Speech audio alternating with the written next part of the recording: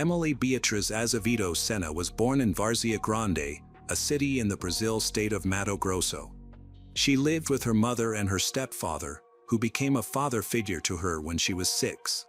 He worked as a radiology technician at Santa Helena Hospital in the nearby city of Cuiabá.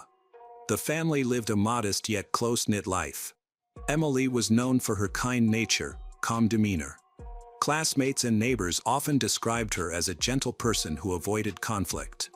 At 16, Emelly found out she was pregnant, a surprising discovery that she ultimately accepted. The father was a young partner of similar age. Instead of pulling away, he supported her throughout the situation. They started living together and he actively participated in getting ready for the baby's arrival. He went with Emelly to doctor visits, assisted with planning, took part in conversations about names and baby items. Despite their youth, her partner demonstrated a strong sense of responsibility, dedication. Although their relationship encountered challenges because of their age, it was characterized as stable, supportive. For Emelly, becoming pregnant was a major milestone in her life. She eagerly talked about her future daughter and shared her excitement with family, friends. Her mother and stepfather were very supportive, helping her choose furniture, buy clothes, prepare the nursery. Their home was filled with joy and anticipation. They celebrated the gender reveal twice, once with her partner's relatives and again with Emelly's family. Friends remembered how glowing she looked when discussing her journey to motherhood. In another part of Mato Grosso, Nataly Helen Martins Pereira, a 25-year-old married to Christian Albino Cibalho de Arruda, 28, was raising their 3 children, a girl and 2 boys. Nataly worked in public safety, officially employed by the fire department while also taking nursing classes. To others, she seemed organized, responsible. However, beneath this surface, her life was more complicated. Several years ago, Nataly had a medical procedure that tied her fallopian tubes, which prevented her from becoming pregnant naturally. Despite this, she began claiming that she was expecting another child. To support her claims, Nataly created fake medical documents, including ultrasound images, and told others that she was having a baby girl. Christian believed her and shared the news on social media, posted the ultrasound images, even organized a gender reveal party. To make her story seem more convincing, Nataly often posted pictures of herself with what looked like a growing belly or loose clothing and explained her physical appearance as a sign of her impending delivery. In reality, this was all part of a carefully orchestrated and emotionally manipulative lie, a fake pregnancy that relied on fabricated evidence. Nataly not only staged a fake situation but also created an online identity. She joined various online groups for expecting mothers, where she pretended to be a helpful member who often offered items like baby clothes, diapers, and accessories to other moms-to-be. However, there was a catch: the items could only be picked up in person at her house, and the person collecting them had to come alone. This was a deliberate strategy where her online persona was used to make contacts and choose potential targets. No one in Nataly's close circle, neither Christian nor her family, realized that her cheerful demeanor was a meticulously crafted facade. She was intent on making her story a reality, regardless of the consequences. A few weeks before her disappearance, Emelly started participating more often in online groups for expecting mothers. She shared her pregnancy thoughts, sought advice, and welcomed support. In one of these forums, she was approached by a user. Her messages were friendly. She offered to donate items for Emelly's future daughter, such as clothes, baby blankets, and diapers. This seemed generous, and Emelly was genuinely interested. Their conversation soon turned more personal. The user came across as warm and caring, emphasizing her desire to help. When Emelly suggested bringing someone with her, like her partner or sister, Nataly became uneasy. She mentioned that her street had many nosy neighbors, and she wanted to avoid attracting any attention. Although her responses were unclear, they didn't raise any major red flags. Emelly talked it over with her family and initially decided against going by herself. However, she changed her mind after Nataly offered to send a driver to pick her up, saying the car would be from a ride-sharing service like Uber. On March 12, 2024, around noon, a car came to pick up Emelly. However, the driver, as later discovered by investigators, was not affiliated with any ride-sharing service. It was believed that he was either a relative or a friend of Nataly. The car was an ordinary civilian vehicle. Unaware of any potential danger, Emelly got in after telling her mother that she would be back soon. She thought the outing would be just a quick trip to collect some donated items before returning home. After more than an hour without any updates from Emelly, her mother, Anna Paula Meridian, started to feel anxious. Soon, messages began to come from Emelly's phone. However, instead of soothing her worries, the texts only increased her anxiety. Emelly claimed she was fine, enjoying a pastry, and would be back soon. Yet, something felt wrong. The language used was strange, overly formal, and didn't match Emelly's usual way of writing. Anna quickly realized that someone else must have sent the messages. She attempted to call Emelly, but there was no response, and her voice messages went unheard. As her concern grew, the family reached out to friends and acquaintances in hopes of finding Emelly. Emelly's stepfather was working at the hospital that day. He sensed something was wrong. He knew Emelly had intended to pick up some items, and her failure to answer calls made him even more anxious. That evening, the family quickly decided to file a missing person report.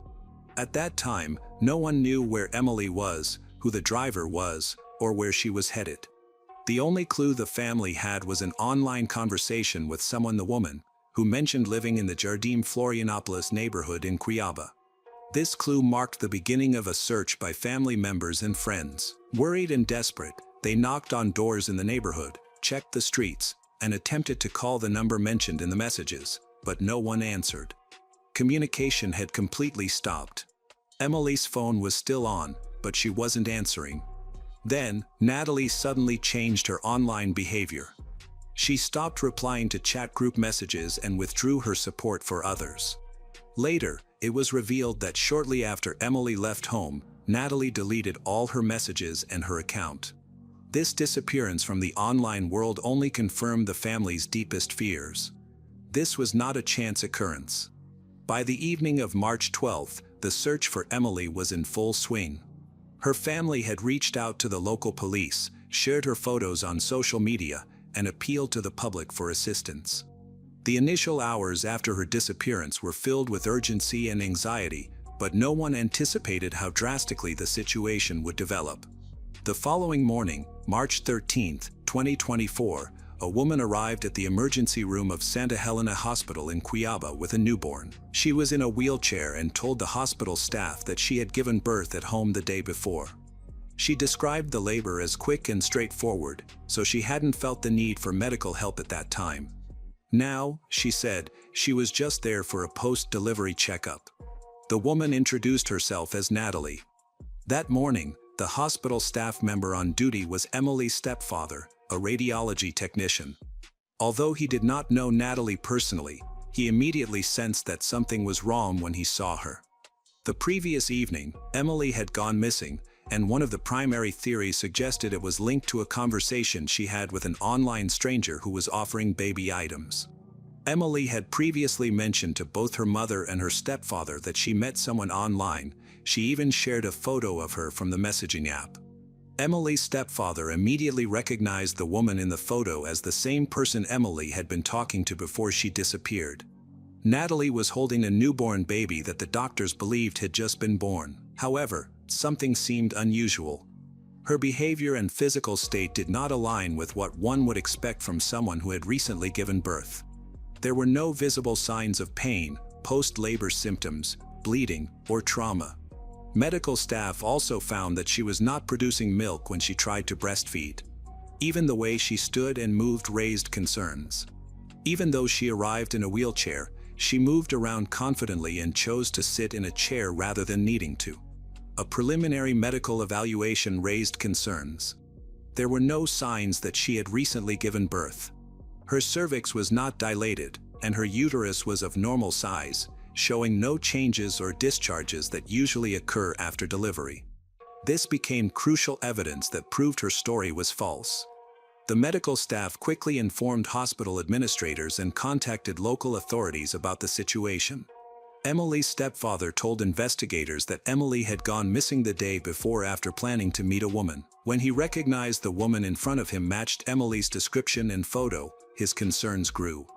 When officers arrived at the hospital, Nataly claimed that the newborn girl was her daughter, whom she had given birth to at home. She could not provide any documentation to support her claim, saying the birth was unexpected and there was no time to go to a medical facility. She answered questions calmly and showed no signs of distress. Investigators started looking into the origin of the newborn. They ordered emergency blood tests and DNA analysis. Medical professionals confirmed that the baby had been born within the last 24 hours, which matched the timeline of Emily's disappearance. This led to a troubling question: could this child be Emily's daughter? Investigators examined Nataly's phone and found deleted conversations, including exchanges with Emelly. These messages showed that Emelly had agreed to meet Nataly to receive baby items. This evidence indicated a clear pattern of deception. Nataly had created a false identity, gained trust, and arranged a meeting under false pretenses. At this point, the idea that Nataly had simply gone to the hospital for a checkup was no longer believable. Law enforcement began to suspect that Nataly may have brought a baby that she did not give birth to, but rather one that was taken from someone else. Their suspicions were confirmed when they analyzed ultrasound images that Nataly had shared on social media. Investigators discovered that these images did not belong to her. They were taken from another woman's profile, a woman living in a different state, who had no known connection to Nataly. As these discrepancies emerged, the police shifted their focus to finding Emelly. The infant Nataly had brought to the hospital was placed in temporary protective custody, under the care of social services, until her biological identity could be verified. Shortly after, Nataly was taken to the police station for formal questioning. At first, she remained silent.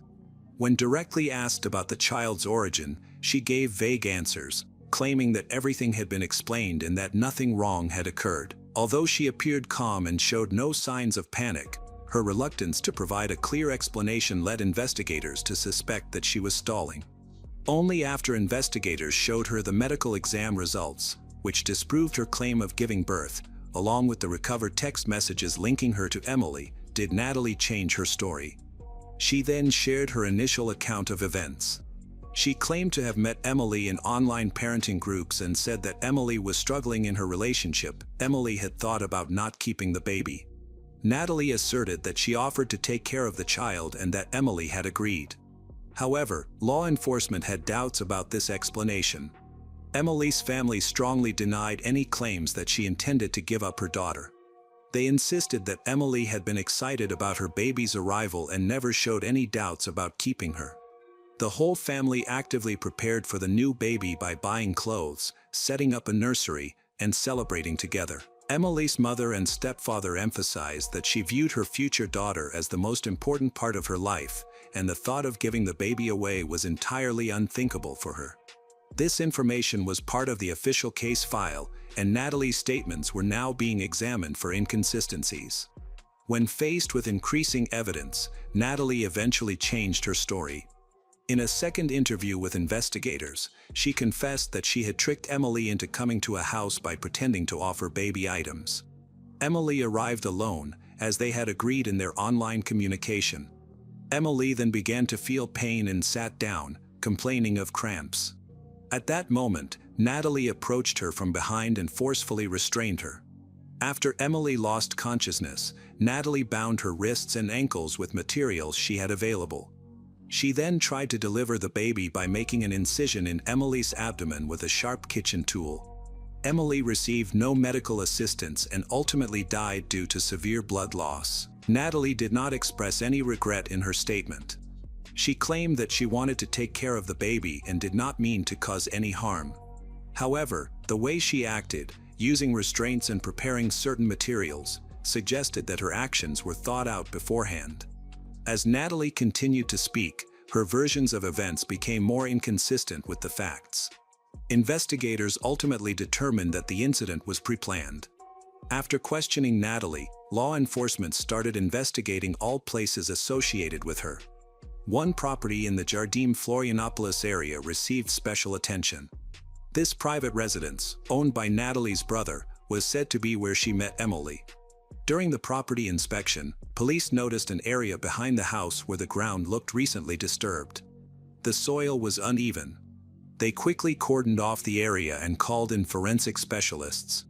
As the specialists carefully removed the top layer of soil, they discovered that a body had been buried. Emelly's body was found in a shallow grave, covered loosely with dirt and debris. The way the body was positioned indicated it had been disposed of hurriedly. Her wrists and ankles showed signs of restraints, including ropes and bits of plastic cable. Investigators later determined that the bindings were made from old internet wiring. The grave itself was poorly dug, without the use of tools, and was barely big enough to hold the body. Emelly's body displayed clear signs of trauma on her body. Her face had visible injuries, including bruises, swelling, and scratches. Forensic experts noted damage to her cheekbones and nose. There were also marks on her neck that suggested she had been choked, as well as bruises on her wrists indicating she had been forcefully held down. The autopsy revealed that these injuries occurred while she was alive, implying the use of significant force. It was determined that her death resulted from severe blood loss due to a deep wound in her abdomen. The precise T-shaped incision in her lower abdomen indicated that it was not an accident. Forensic experts indicated that the shape and depth of the cut suggested the perpetrator had a basic understanding of internal anatomy and made an effort to avoid injuring the baby. This degree of knowledge is rare for someone without medical training, although it could be obtained by watching detailed instructional videos. This was further confirmed by analyzing Nataly's internet search history. A key finding was that the burial site had been prepped in advance. Initially, Nataly claimed she dug the grave after the incident, but she later changed her story, admitting it was prepared the day before the meeting. A forensic team carefully examined the scene. Using chemical tests, they discovered important traces of biological material both inside the house and throughout the property. Blood stains were present in multiple rooms. Although some parts of the floor had been cleaned, residues were still left in the tile grout and seams. These findings were meticulously recorded and included in the criminal case. Given the amount of evidence, authorities officially reclassified the case as a premeditated crime with aggravating factors. Immediately after her arrest, Nataly stated that she acted alone and that her husband, relatives, anyone else were unaware of her plans. At that time, the house was occupied by her brother and his wife. Nataly stated that her brother and his wife were not home when the crime happened, but investigators could not confirm this. Their exact whereabouts during that time remained uncertain. A significant question was whether they could genuinely be unaware of a freshly dug pit on the property or that someone had come in to help clean the house.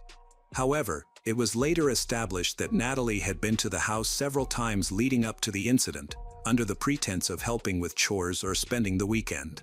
This made her visits seem normal and unremarkable to those living there.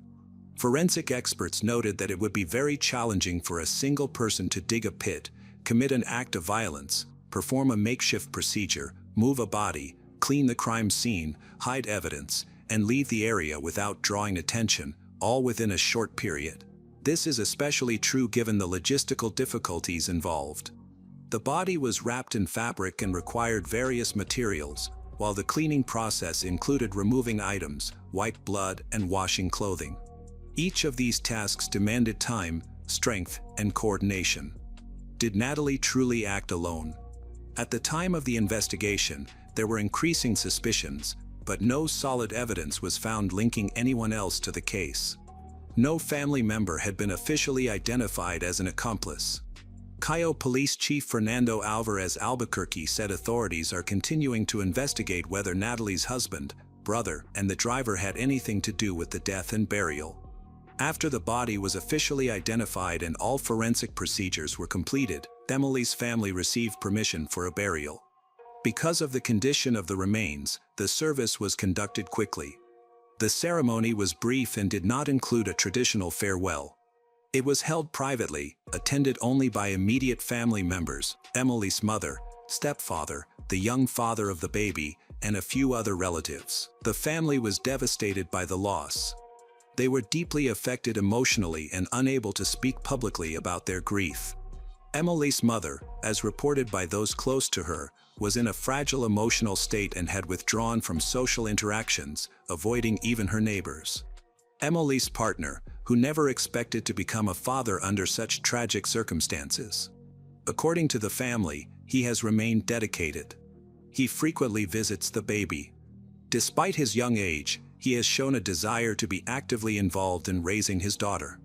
The newborn, who was rescued after the incident, has been placed temporarily in the care of her grandmother, Emelly's mother, a decision made by child welfare authorities and the district attorney's office.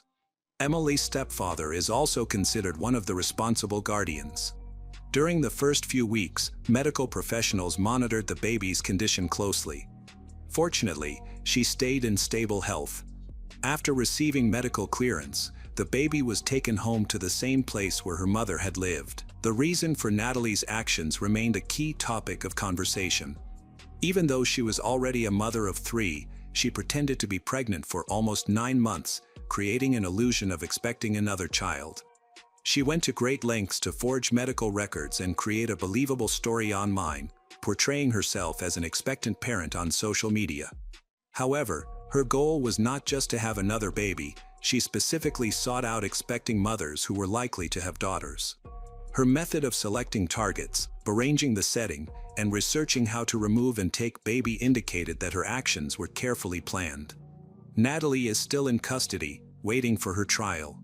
The charges against her are still active, and investigators believe the evidence supporting these charges is strong. Emelly's case has gained significant attention and raised serious concerns, influencing how online interactions are perceived, particularly among vulnerable groups.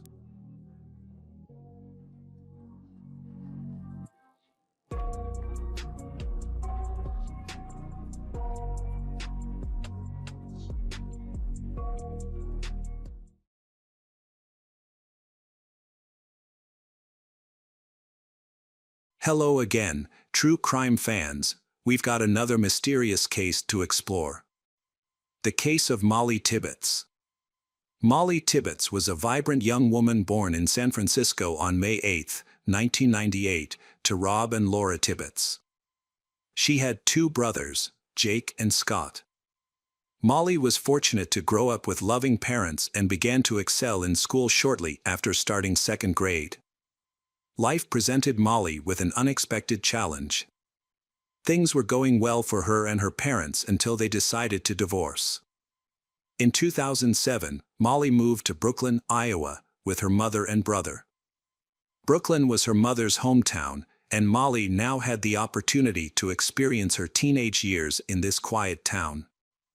The move was difficult for Scott, Jake, and Molly, but their caring parents provided essential support.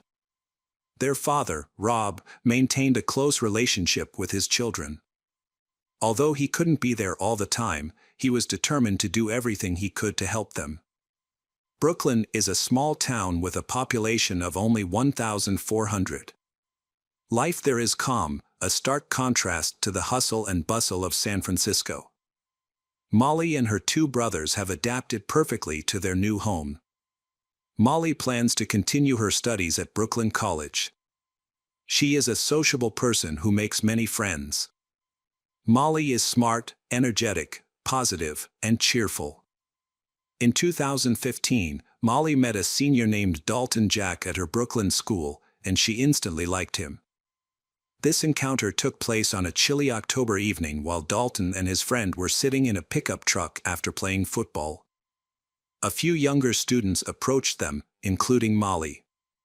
Dalton was immediately taken with her. She made him laugh and he found her beautiful. They exchanged phone numbers and soon began having lunch together and going to the movies. From that point on, they fell in love and Dalton considering her his everything. Molly and Dalton's love for each other deepened over time. 2 years later, when Molly moved from Brooklyn to study psychology at the University of Iowa, she maintained her relationship with Dalton. While she was in Iowa, Dalton stayed in Brooklyn to pursue a career in construction, but this did not affect his feelings for her. They managed to see each other almost every weekend and even on some weekdays. Her freshman year at university passed quickly. By the end of May 2018, she returned to Brooklyn for the summer. During her break at home, Molly kept herself busy throughout the day. She worked at a local children's day camp at Green Regional Medical Center, and in the evenings, she participated in activities to prepare for her sophomore year. Molly also made time to go jogging almost every evening. She split her time between her mother's house and her boyfriend Dalton's house on the western edge of Brooklyn. Unlike university students, Dalton didn't have a summer vacation and worked most weekdays. His construction work is sometimes local and sometimes he works across the state. On July 18, 2018, Molly visited Dalton's house. Dalton lived there with his brother and their dogs. But both of them worked away from home. Dalton was working on a project on Highway 61 near Oak. Molly agreed to take care of the dogs and stay at Dalton's house to work and study. It was a hot day, so Molly stayed inside with her dogs and her laptop, hoping for a cooler temperature. The day seemed normal. She spent her free time chatting with her boyfriend on the phone, looking for something to eat, or engaging in conversations on Twitter.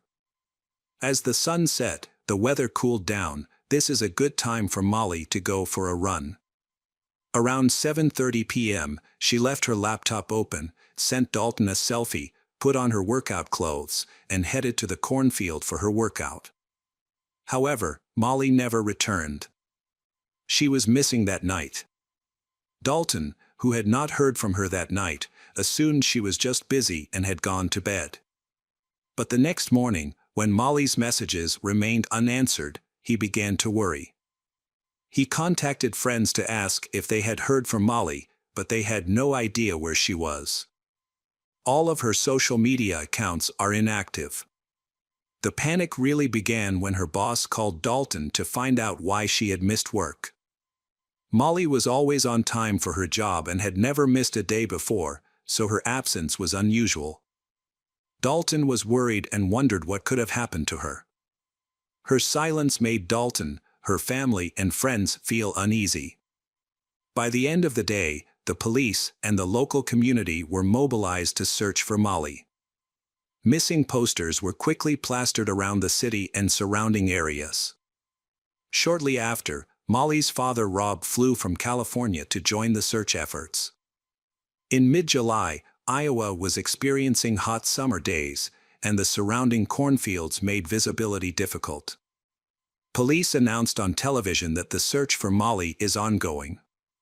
While there are no new updates, the search continues. Molly, a 20-year-old University of Iowa student, went missing last Wednesday in Brooklyn. She was last seen by her neighbor jogging with her dogs. Wearing shorts, a sports bra and sneakers. At the time, Molly's whereabouts were unknown. The only confirmed sighting was when a neighbor saw her running east of town that evening. Police had no further leads. As the weeks passed, the reward for information about Molly had increased significantly, to nearly $400,000. They even created a website to encourage the public to share any information about Molly. Police also analyzed data from Molly's fitness tracker to determine her running route. Despite all the efforts, the investigation remained unsolved until mid-August. A person in northeast Brooklyn was reviewing surveillance footage when she noticed something unusual. Concerned, she reported her findings to the police, leading to a crucial discovery. The footage showed a 1951 Chevrolet with chrome side mirrors and handles. Initially, nothing unusual appeared, but the car returned and appeared on surveillance cameras multiple times. Then, at 8:07 p.m., the same Chevrolet was recorded again. This time speeding away. Based on the footage, the car, which was behaving erratically at the same time and place that Molly went missing, caught the attention of the police. They began searching for the car in the small town. They quickly located it. A day after reviewing the video of the black Chevrolet, deputy sheriffs spotted the vehicle on the road. Instead of stopping immediately, he followed the car until the driver stopped. The deputy sheriff approached the driver's window and identified him as John Bath.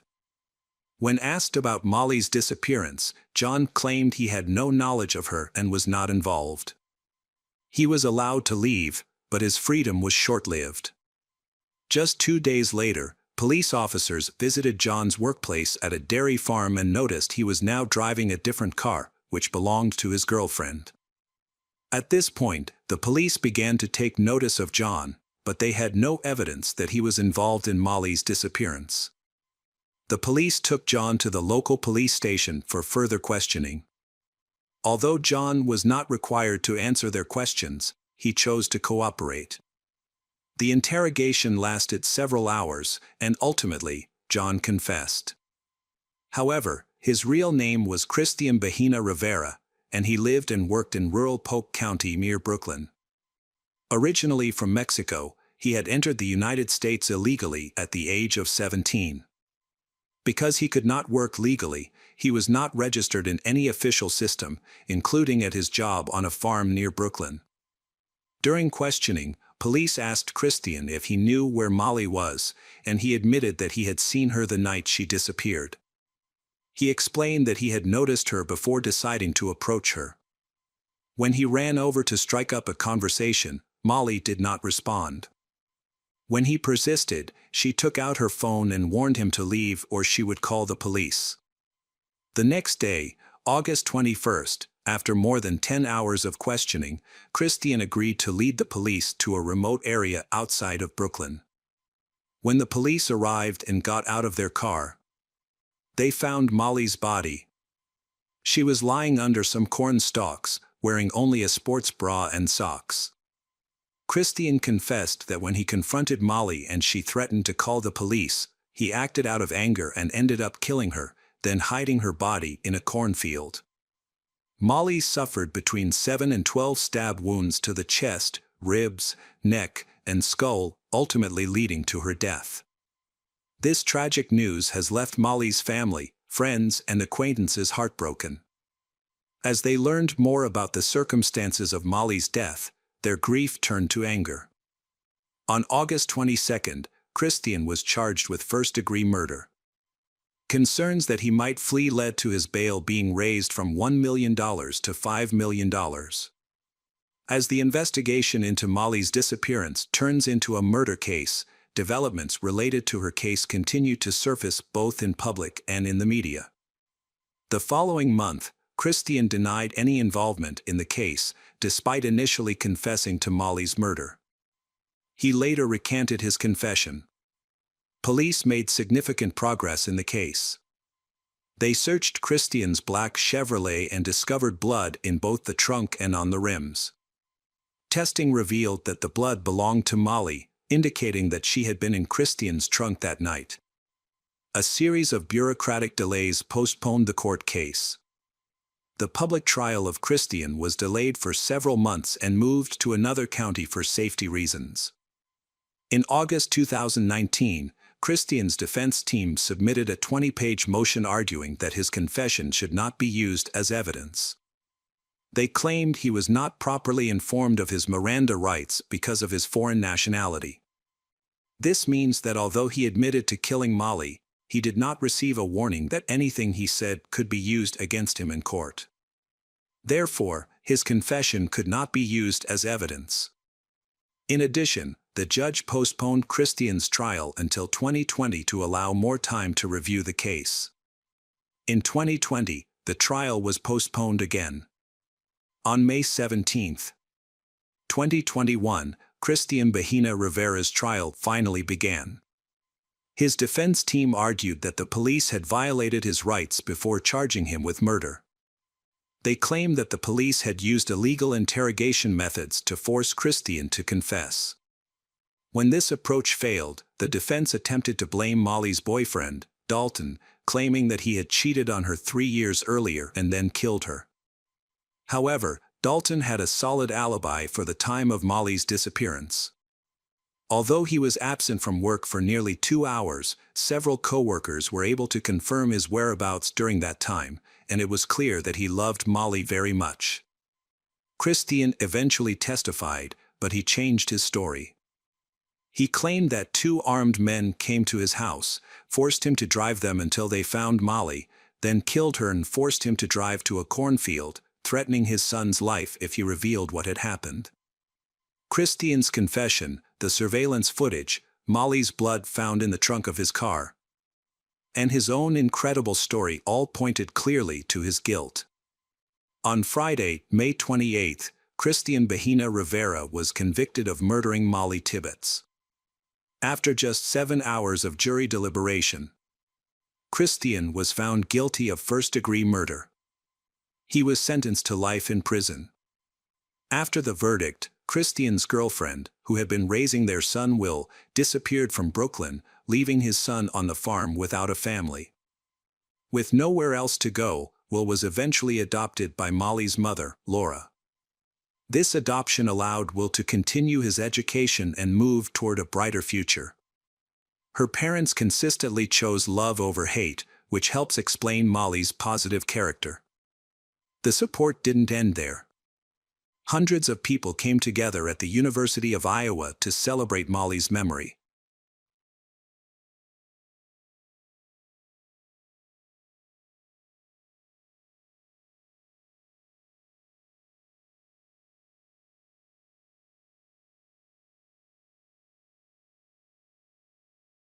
Hello friends, welcome to our channel. Today we're going to take a look at another horrible case with you. The case of Jeffrey Hazelwood. Nataly Henderson, Carter Davis, and Jeffrey Hazelwood are 3 residents of Roswell. Nataly and Carter are friendly, intelligent, and optimistic. Nataly is actively involved in school activities, often representing the school at social events, while Carter balances academics and sports. Jeffrey, on the other hand, struggles with his studies, with his grades and academic performance significantly lower than his peers. As a teenager, Jeffrey was sent to a military-style school, and after graduating, he remained unemployed for several years. He later found a job in government, which allowed him to support himself. Jeffrey had a challenging childhood. He was born on July 10, 1996, into difficult circumstances. His mother, Sherry, was only 19 years old when he was born, and Sherry's partner abandoned her before Jeffrey was born. During her pregnancy, Sherry struggled with drug use. Those around her realized that she was incapable of caring for a child.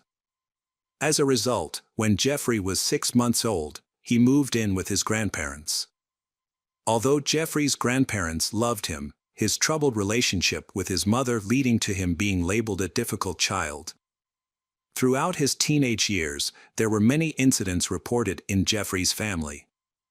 Jeffrey frequently engaged in dangerous activities.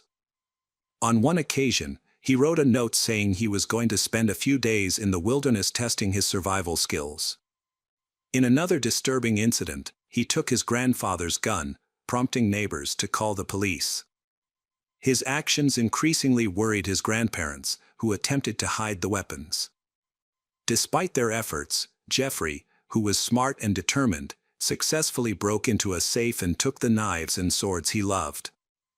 By 2013, when Jeffrey turned 16, his grandmother felt the need to report his troubling behavior to the police, likely out of concern for her safety and that of others. Just weeks earlier, he had warned her that his patience would eventually wear thin, and he might hurt someone, although he didn't specify who or when. As a result, Jeffrey was sent to a military school. After returning, he entered a relationship that he cherished deeply. His social media accounts were filled with expressions of love for his girlfriend, mixed with images of wolves, dark quotes, and posts about anger and mortality. No one seemed to notice or help Jeffrey. Eventually, the city of Roswell had a serious problem. On August 1, 2016, a Monday morning, a driver was making a delivery at the local grocery store.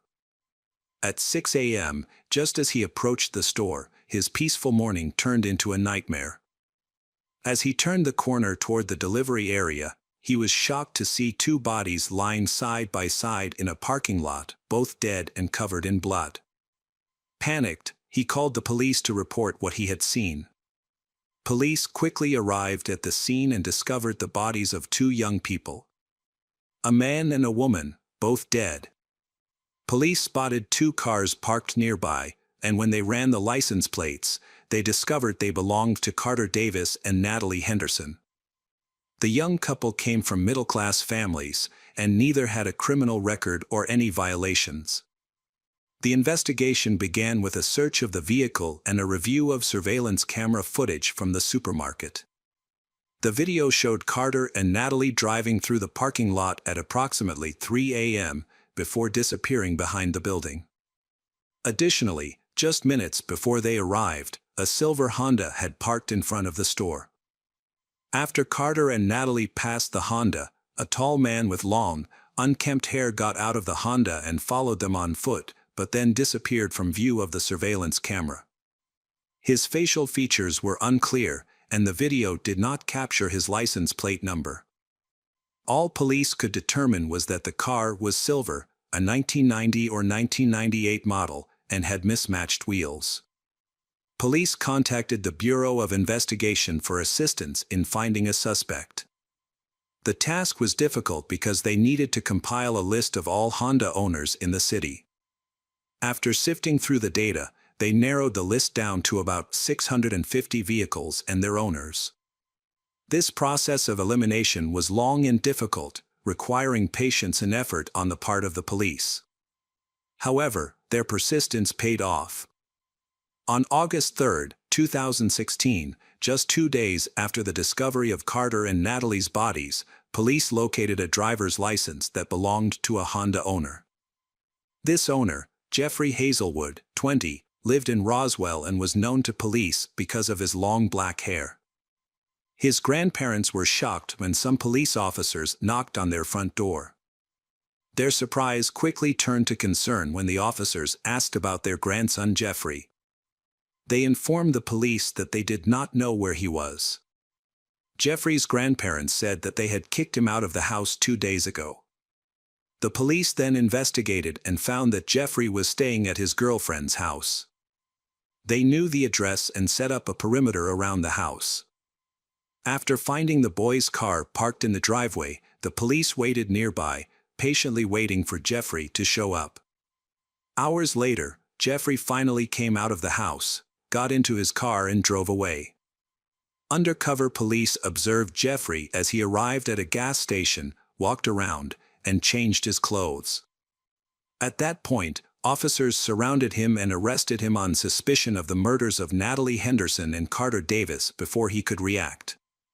Initially, Jeffrey denied killing anyone, but after being held for several days, he was questioned by Officer Jennifer Bennett, who was assigned to Jeffrey's case. During this interrogation, several strange details came to light. When arrested, Jeffrey insisted that he was an innocent bystander and that he had not killed anyone. However, during questioning, he claimed that another man had pressured him into committing the crime.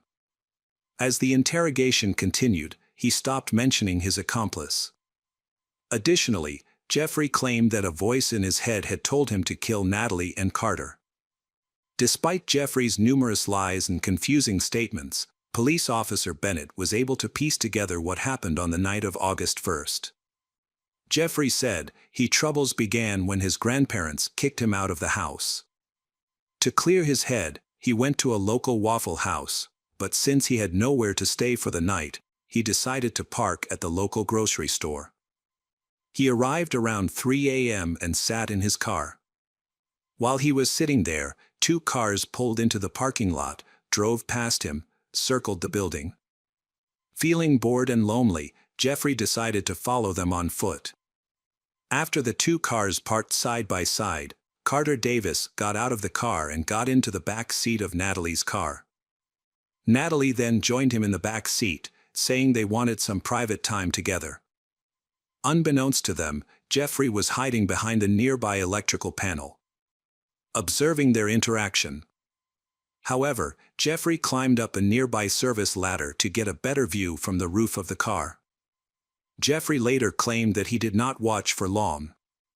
Sadly, Jeffrey obtained his grandfather's gun after breaking into a safe just before being kicked out of his house. What he did next was horrific. He climbed down from the roof, approached Nataly's car, and demanded that Carter exit the vehicle. He struck Carter with the gun. In that moment of panic, Jeffrey realized Carter was taller and stronger, putting him at a disadvantage in a physical struggle. In a shocking act, he raised the gun and shot Carter in the head at close range, then ordered Nataly to get out of the car.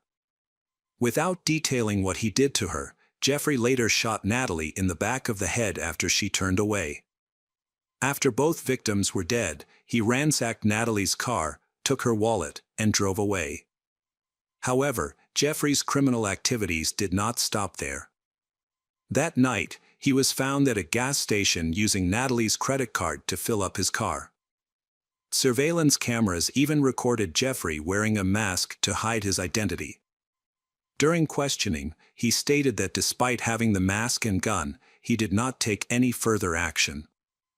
Jeffrey stated that he needed the mask to hide his identity from the person who ordered him to kill Nataly and Carter. After stopping at the gas station, he returned to the bodies. He placed the bodies on the asphalt as they had been found that morning. He then called his girlfriend and asked if he could stay with her until he could sort out his family issues. She had no idea that he had just killed someone, and she welcomed him into her home. Eventually, the police tracked him down and arrested him. During the trial, his behavior was highly erratic. He talked to himself, claimed to hear voices, and even spoke with a British accent, at one point sat shaking, made erratic head movements, and talked to himself. He was also observed conversing with an imaginary dog and pretending to hit it on the head. At a later hearing, Officer Bennett shared Jeffrey's confession, revealing the disturbing details he described about that night. He said he pulled Nataly out of the car, forced her onto the hood, and then shot her in the head. The defense argued that Jeffrey exhibited symptoms of schizophrenia, bipolar disorder, Asperger's syndrome, and dissociative identity disorder. While each of these conditions can be controlled individually, the combination of all four conditions makes him an extremely unstable person. However, none of these conditions had been formally diagnosed. As such, he was deemed competent to stand trial and, with appropriate treatment, could become stable enough to understand the proceedings.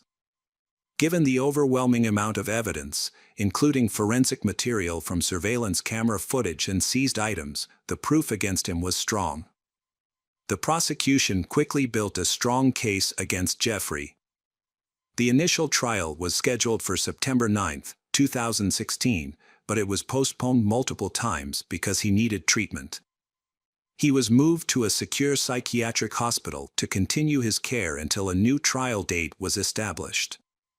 A hearing was conducted to evaluate Jeffrey's competence, particularly his ability to understand the legal proceedings. While he occasionally rocked in his chair, psychologists could not pinpoint his specific mental disorders. However, they diagnosed him with psychosis, which is a disorder that causes a disconnection from reality rather than a mental illness itself. Finally, on May 17, 2017, Jeffrey appeared in court as he was nearing recovery. He was not allowed to speak during treatment, so his attorney spoke on his behalf. The judge offered him a plea deal regarding the murders of Carter and Nataly, which Jeffrey accepted. He was then sentenced to 2 life sentences without the possibility of parole, ensuring that Jeffrey would spend the rest of his life in prison or a mental hospital.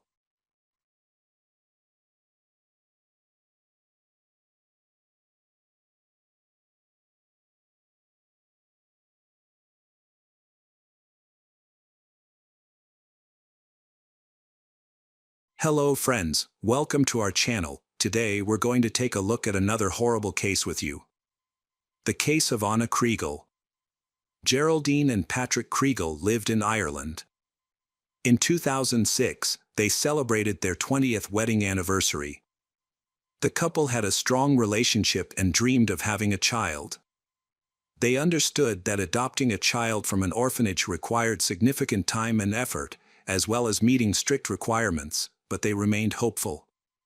Both had successful careers and were financially stable while waiting for their adoption documents to be processed. Eventually, they received news that a 2-year-old girl from Russia was available for adoption. Her name was Anastasia, born on February 18, 2004, in Novokuznetsk.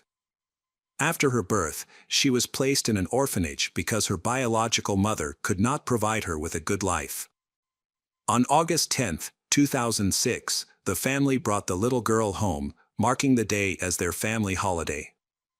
They decided to keep her name and called her Anna for short.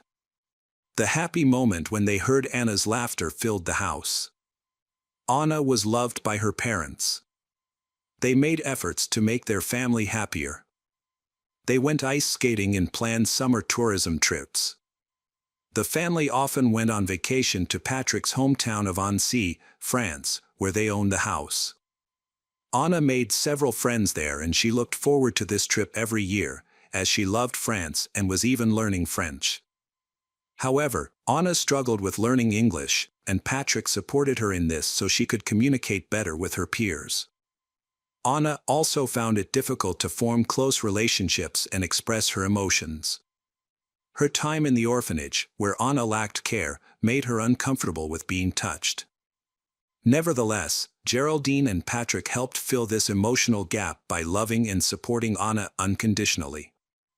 Their nurturing environment, along with educational activities, healthy meals, and sports, provided a strong foundation for Anna's future. During a routine checkup, doctors discovered a tumor in Anna's right ear, which resulted in significant hearing loss in her right ear and partial blindness in her right eye. Despite these challenges, Anna remained an active and cheerful girl. However, her hearing and vision problems affected her ability to learn, causing her to struggle to retain information and resulting in poor grades in elementary school. To keep up with her classmates, Anna sought professional help until the end of 3rd grade. One day, while walking home and enjoying her favorite music through her headphones, Anna suddenly encountered 4 boys blocking her way. They mocked her and even pinched her, causing her to run home in tears and tell her mother everything. Worried, Geraldine and Patrick decided to take action and file a complaint against the boys. To keep Anna safe, her parents decide to take her to school and pick her up every day, but this makes her an easier target for teasing, much to the distress of Geraldine, who feels heartbroken over her daughter's misfortune. As time passed, Anna began to harm herself to cope with her emotional struggles. Her parents became increasingly alarmed, worried that she might take more drastic actions. Geraldine's only wish was for her daughter to find happiness. After a while, Anna started to improve. She made new friends, people she enjoyed sleeping over, going for walks, watching movies, and chatting with. As Anna's high school years were coming to an end, Geraldine wanted to help her prepare for her upcoming test on May 13, 2018. They usually spent the weekends doing homework together, and even though Geraldine was very busy, he always made time to study with Anna. However, this weekend, they decided to take a break. They turned on the TV, made popcorn, and cuddled up while watching a movie. Anna's cousins joined them, and Geraldine ordered pizza. The kids played games while the adults relaxed with wine and snacks. The house was filled with laughter and fun, and no one could have predicted what would happen next. On May 14, 2018, the day started like any other. Geraldine took the train to Dublin, while Anna went to school. After lunch, Anna had an appointment with a psychologist. Meanwhile, Patrick, who was already retired, decided to sleep in. Classes ended at 4 p.m., and Anna tried to call her mother, but Geraldine was in an important meeting and couldn't answer. She sent Anna a message saying she would call back later. When Anna gets home, she finds her father Patrick relaxing in the garden. Patrick is surprised to see Anna, coming home with a boy he has never seen before. Anna is clearly excited. She whispers something to the boy, grabs her favorite sweater, and tells her father she will be home soon. Patrick reminds her that she needs to study, which she has forgotten. Patrick watches as they leave for the park, and that is the last time he sees his daughter.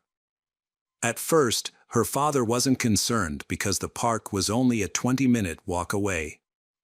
At 5:10 p.m., Geraldine returned home and attempted to call Anna, but she didn't pick up. After some time, she gave up on calling, assuming Anna would return soon. When Anna still hadn't come home, Patrick told his wife that Anna had gone to the park with a guy. This was unusual. Geraldine quickly sent Anna a text asking her to come home but got no reply. This silence worried her parents. Geraldine felt anxious due to past experiences where her daughter faced ridicule for her illnesses. Worried, Geraldine went to the park but couldn't find Anna. The parents began driving around the neighborhood searching for her. Their anxiety grew when they realized they knew nothing about the guy Anna had been with. By 9 p.m., they reported Anna missing to the police, stressing that she hadn't answered any calls or messages, which was very unlike her. They also informed the police about the unknown guy. The police quickly located a young man named Boy B, who appeared surprised by their inquiry. When they asked him where Anna was, he explained that they had walked together until 5:40 p.m. and then parted ways. Following this, the police initiated a search for Anna, scouring the area and examining surveillance footage. Patrick and Geraldine, Anna's parents, provided photos, including one of her wearing the black sweatshirt she had on when she left that evening. While the police analyzed video footage that showed Boy B and Anna in the park around 5 p.m., they noticed that at 5:14 p.m., the two left the park through a different exit, and after that, Anna seemed to have disappeared without a trace. The investigation was accelerated when a witness reported seeing the couple in the park. The video showed Boy B walking alone in the park at 5:49 p.m. When pressed by police, Boy B revealed that he had been with a friend named Boy A, who had feelings for Anna, and that he had facilitated their meeting. With this new lead, police stepped up their search efforts, sharing information about Anna's disappearance on social media and in local newspapers. At the same time, the search for Boy A started. His backpack was discovered, and security cameras captured him going in and out of the park, but there was a long period where he wasn't seen. Some people thought Anna might have run away, but that idea was quickly rejected. To solve the mystery of her disappearance, police carefully examined what happened in the park that day, looking closely at the actions of Boy B and Boy A with their parents present. The boys' interactions raised suspicions among the police, resulting in them being questioned separately. Boy B's testimony remained consistent, but Boy A's story differed. He was surprised when Boy B asked him to go with him, knowing that Anna had feelings for him. During their conversation, Boy A described a frightening incident in which two unknown men attacked them, leading to a struggle in which he injured one of the attackers. He showed police his injuries, including scratches and cuts to his face, suggesting that the unknown men might be involved in Anna's disappearance. As a result, the police asked for descriptions of the attackers and collected the boys' belongings for DNA testing. As the investigation continued, specialized search teams, including divers and rescue teams, were sent to examine local waters. A total of 60 people, including volunteers and Anna's family, assisted in the search for her. Her disappearance attracted significant media attention. Near the park, there was an old, abandoned farmhouse called Glenwood. An eyewitness saw some young people going inside, which led the police to investigate. The farmhouse was 2 stories high and covered 42 hectares of land, but it was in a state of disrepair, with many collapsed roofs and walls. It was puzzling why the police hadn't examined the place sooner. They began their search in the park and then moved towards the farmhouse, thoroughly checking both the house and the surrounding fields.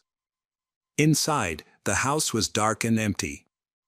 One of the officers was struck by a strong, foul odor that filled the room. The officers then discovered the body of a woman, surrounded by clothes and a broken phone. There were also traces of blood nearby, along with a brick and a large tree branch. Based on the clothing, it was determined that it was Anna's body. She had multiple wounds, and her neck was wrapped in duct tape. Her body lay among broken bottles and debris. The incident profoundly affected Geraldine and Patrick, as the loss of their beloved daughter was an unimaginable sorrow. The whole city was informed of the events, leaving many residents in shock. The farmhouse, which was once a safe place for children to play, had turned into the site of a terrible crime. On May 18, 2018, hundreds attended Anna Kriegel's funeral, wearing red and white armbands in her memory. The Eiffel Tower represented her love for her hometown, while her father honored her birthplace by wearing the Russian flag and carrying a doll. An autopsy revealed that Anna had suffered about a dozen injuries to her body, with numerous bruises and cuts concentrated on her head, face, and neck. The cause of death was determined to be blunt force trauma to the head. And asphyxiation suggested she had been raped. Evidence of semen was found at the scene. Her death occurred between 5:25 and 5:54 p.m., shortly after she left the park. At the entrance to the building, she was beaten with a heavy stick and then hit with a brick, leaving blood splattered on the wall. On May 24th, police gathered all the evidence and arrested two teenagers, Boy B and Boy A, who were last seen with Anna. The townspeople were shocked, as both were suspected of killing her. In Boy A's backpack, they found a zombie mask with traces of Anna's blood, along with gloves and knee pads. Semen found at the crime scene matched Boy A's DNA, and Anna's blood was also found on his shoes and clothes. Despite the evidence against Boy A, no DNA was linked to Boy B. During questioning, Boy B admitted that he saw Anna enter an abandoned house with Boy A but claimed that he did not know what Boy A was up to. Boy B wanted to enter the house but was frightened when he heard screaming coming from the entrance. He then sees Boy A tearing Anna's clothes, realizing the danger, but Boy B does not speak up, even though Anna's fate depends on his actions. Both boys were released on bail while awaiting their trial, which caused frustration among local residents. People became increasingly concerned for their safety, especially since the identities of the boys had not been made public. Both boys came from well-respected and successful families, and they had no previous criminal records or mental health issues, which surprised the community. Their case hearing took place on April 30, 2019. It was a closed hearing, with only the parents of the two teenagers in attendance. The prosecutor explained that Boy B deceived Anna into leaving her home by claiming she would meet Boy A, someone she was interested in. Instead, Boy B took her to an abandoned house where she was raped. The jury trial took place on June 12, 2019, and 5 days later, Boy A received a life sentence, with the option for a review after 12 years. Boy B was also convicted for Anna's death, despite insufficient physical evidence, and was sentenced to 15 years, eligible for review after 8 years. By law, their identities must remain confidential, and if released, they will be provided with new identities. However, Anna's parents endured the heaviest loss. Geraldine expressed that life without Anna lost its meaning. Patrick passed away on June 19, 2022, burdened with the guilt of allowing his daughter to go off with a stranger that day.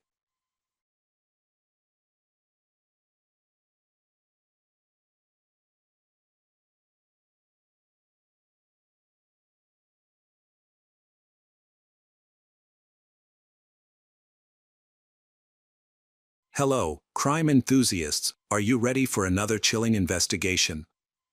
The case of Marbella Valdez. One was born in Tijuana, Mexico's second-largest city, located in the state of Baja California. In 2020, When this case was being developed, Juan was 40 years old and owned a cleaning company. Although this was his main job, he seemed to have a true passion for the security sector.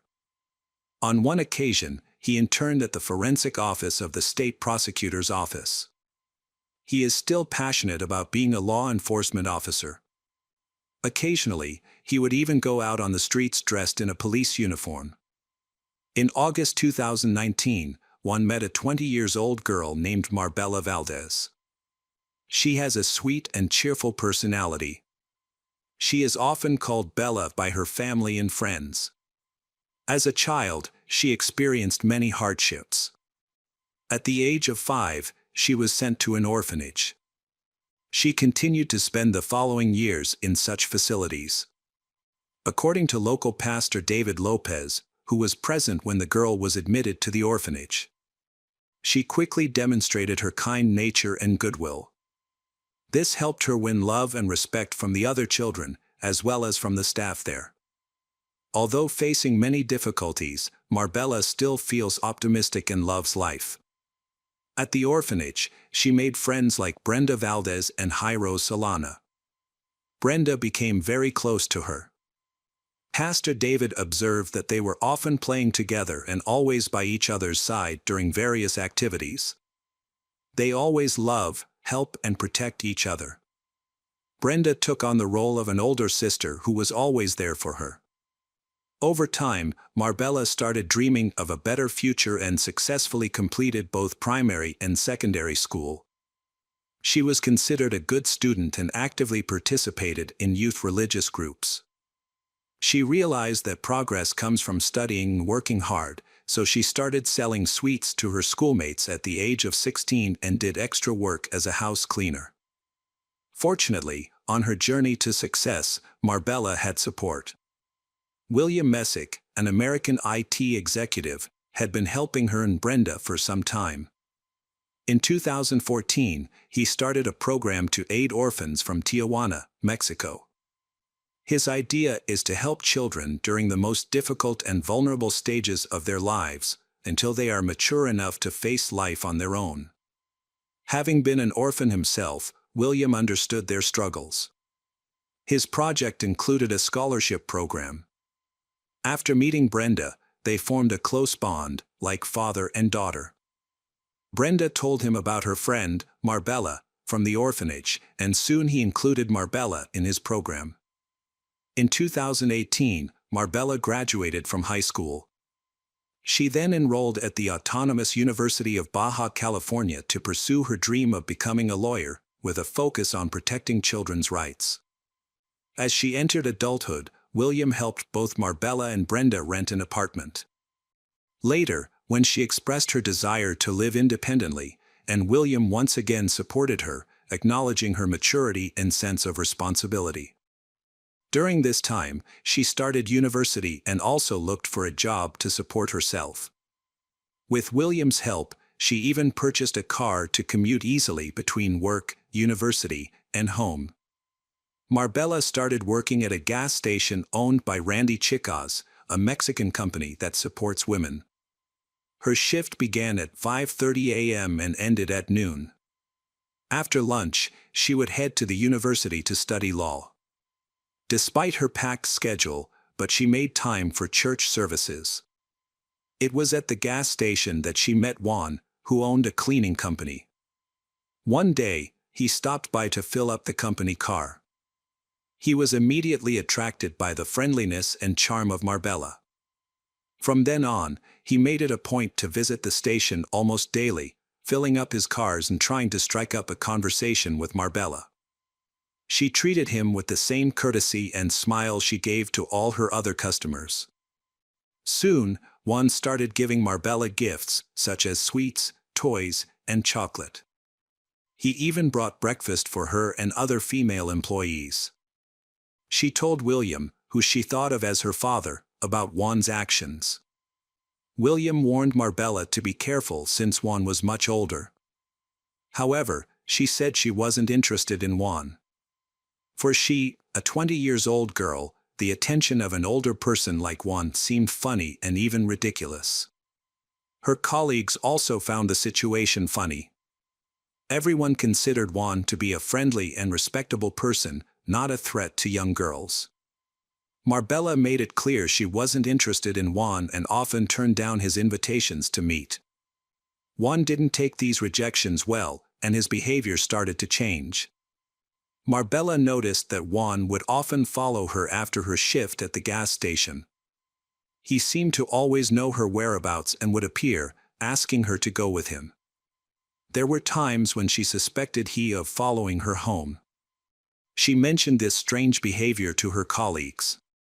On Wednesday, February 5, 2020, Marbella failed to show up for work at the gas station and did not contact anyone to explain her absence. Marbella and her friend Brenda, although not living together, would meet up several times a week. Brenda had a young son whom Marbella adored and visited often. They would talk on the phone daily. Brenda, who worked the night shift, would usually call Marbella every morning after returning home. That Wednesday, Brenda and Marbella didn't talk as usual. Brenda woke up around 9 a.m. to find a message from Marbella saying she had a stomach ache and wouldn't be going to work. Instead, she planned to see a doctor. This message worried Brenda for two reasons: her health and the unusual manner in which the message was written. It was also strange that she didn't call. Brenda tried to reach Marbella but couldn't, so she contacted their mutual friends. However, none of them had any information about Marbella's whereabouts. The group of friends began searching for Marbella in local hospitals and medical centers, but they couldn't find her anywhere. Brenda and one of her friends decided to visit Marbella's house. They knocked on the door and rang the bell, but there was no answer. Normally, Marbella would leave a window slightly open for her friends to come and go. This time, the window was wide open. Brenda climbed in through the window and found the interior of the house looking as if Marbella had just come home from university. Her belongings, including books, clothes, bag, and car keys, were all in their usual places. However, Marbella is missing. Throughout the day, they searched various locations but found nothing. According to Brenda, they went to the police to report Marbella missing. However, because Marbella was an adult, police regulations required waiting 3 days before launching an official search. Despite this, an investigation began right away. Brenda and her friends started making flyers with Marbella's photo. Marbella was described as a young girl with brown eyes, long straight chestnut red hair, dark skin, a slim build, a height of 1.50 meters, and a weight of 45 kilograms. They posted and distributed these flyers throughout the city. At the same time, William used his network of contacts to launch a search campaign for Marbella. Along with Brenda, they even attempted to hack into Marbella's phone to determine her location, but this was unsuccessful. In a later interview, Brenda mentioned that even Juan's behavior became more suspicious. 3 days after Marbella's disappearance, on February 8, the police received a call from a man who reported finding a woman's body in a dump in the Colonia Te Colet area. This location was over 26 miles from Marbella's house in southern Tijuana and was so remote. It took the police a long time to locate this site, but they eventually arrived. Among a pile of garbage, they discovered a large black bag containing the body of a young woman. She was dressed in blue pajamas with images of black puppies and animal print slippers. The body was almost face down, with the legs tied with a yellow cord and the hands tied behind the back with a pink scarf wrapped. The body was taken to the morgue for examination, while investigators collected evidence at the scene. After finding the body, police informed Brenda that the body's characteristics matched the description of Marbella. Brenda and William immediately went to the morgue, but were told they had to wait until the next day to examine the body. Juan unexpectedly appeared and helped them gain access to the morgue. Unfortunately, they determined that the body was that of Marbella. At that time, Juan did not know that Brenda and Marbella's friends had reported him to the police, as they suspected him of stalking Marbella. The police requested permission from Marbella's family to carry out a forensic examination and conduct other investigations to collect evidence. The examination of Marbella's remains took about 5 days. Mourning began on February 13, 2020, and continued until February 14. Juan attended the wake and funeral, he wearing a T-shirt with her image. This made her friends extremely angry. Despite their anger, they remained silent, follow the instructions of the authorities so that he does not become suspicious, as they feared he might escape before sufficient evidence was collected for his arrest. At Marbella's funeral, Jose Ruiz, a close friend of hers, spotted an individual with scratches on his neck. This man behaved strangely, repeatedly approaching the coffin, threatening people with a knife, and offered to carry flowers to the cemetery in his car. Meanwhile, police are still trying their best to investigate Marbella's death. Forensic results revealed that she died from asphyxia due to severe compression of her neck, which blocked her air supply. She also suffered serious blows to the abdomen, causing damage to her internal organs. In front of the University of Baja California, Marbella's classmates held a memorial in her memory. They emphasized that she was a victim of violence by men, a serious problem taking place across Mexico. The investigation into Marbella's killing included interviews with people who knew her. Through the interviews, it was learned that a few days before she was killed, she had spoken to Juan. He said that he was a federal police officer in Baja California and worked as a specialist at the Attorney General's office. However, it was discovered that he had only interned at the Attorney General's office.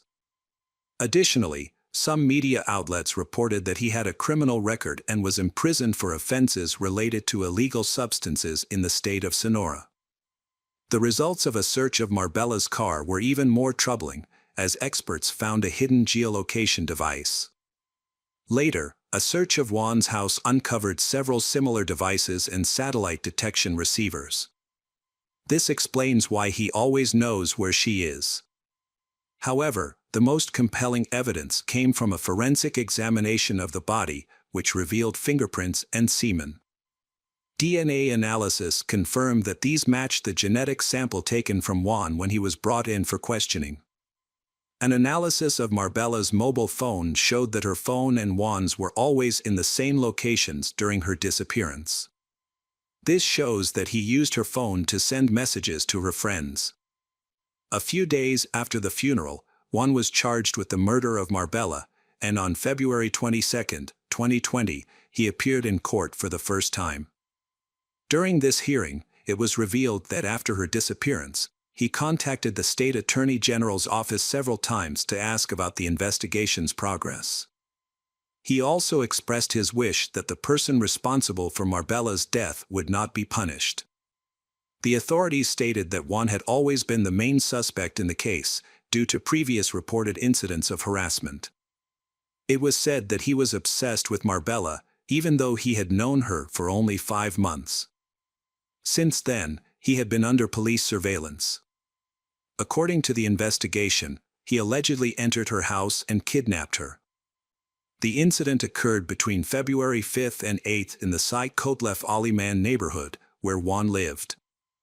There he kept she, exerting physical and sexual violence, which caused injuries to her face, stomach, and genitals, ultimately leading to her death.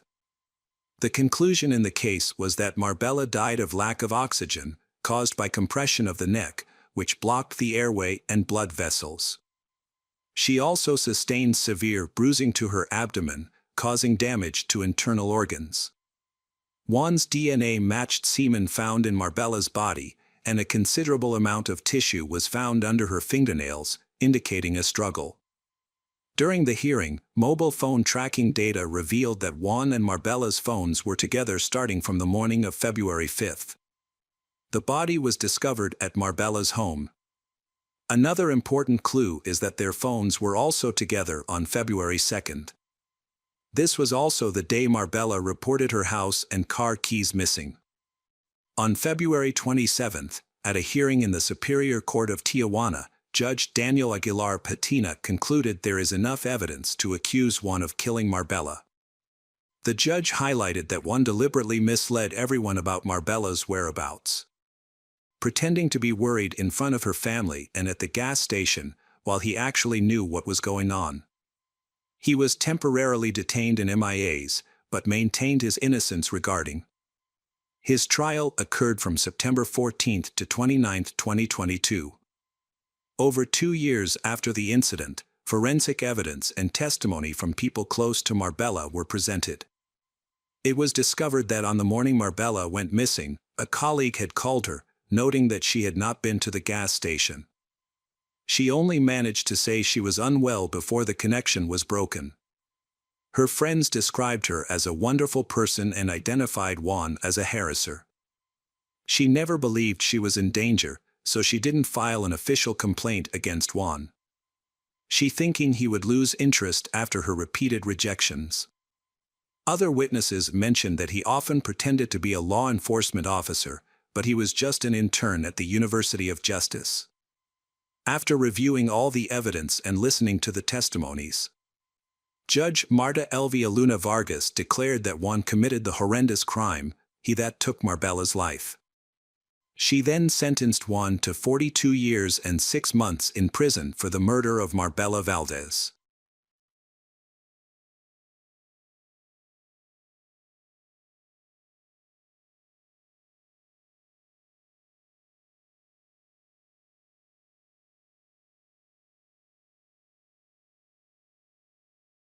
Hi everyone, thanks for returning. Let's unravel another horrible case. The case of Mariana Jocelyn Baltira. Mariana Jocelyn Baltira was born on October 24, 2000, in Morelos, a city in the state of Mexico. She was the eldest of 2 children. Her mother, Syra, had a difficult time giving birth to as she was born much earlier than expected.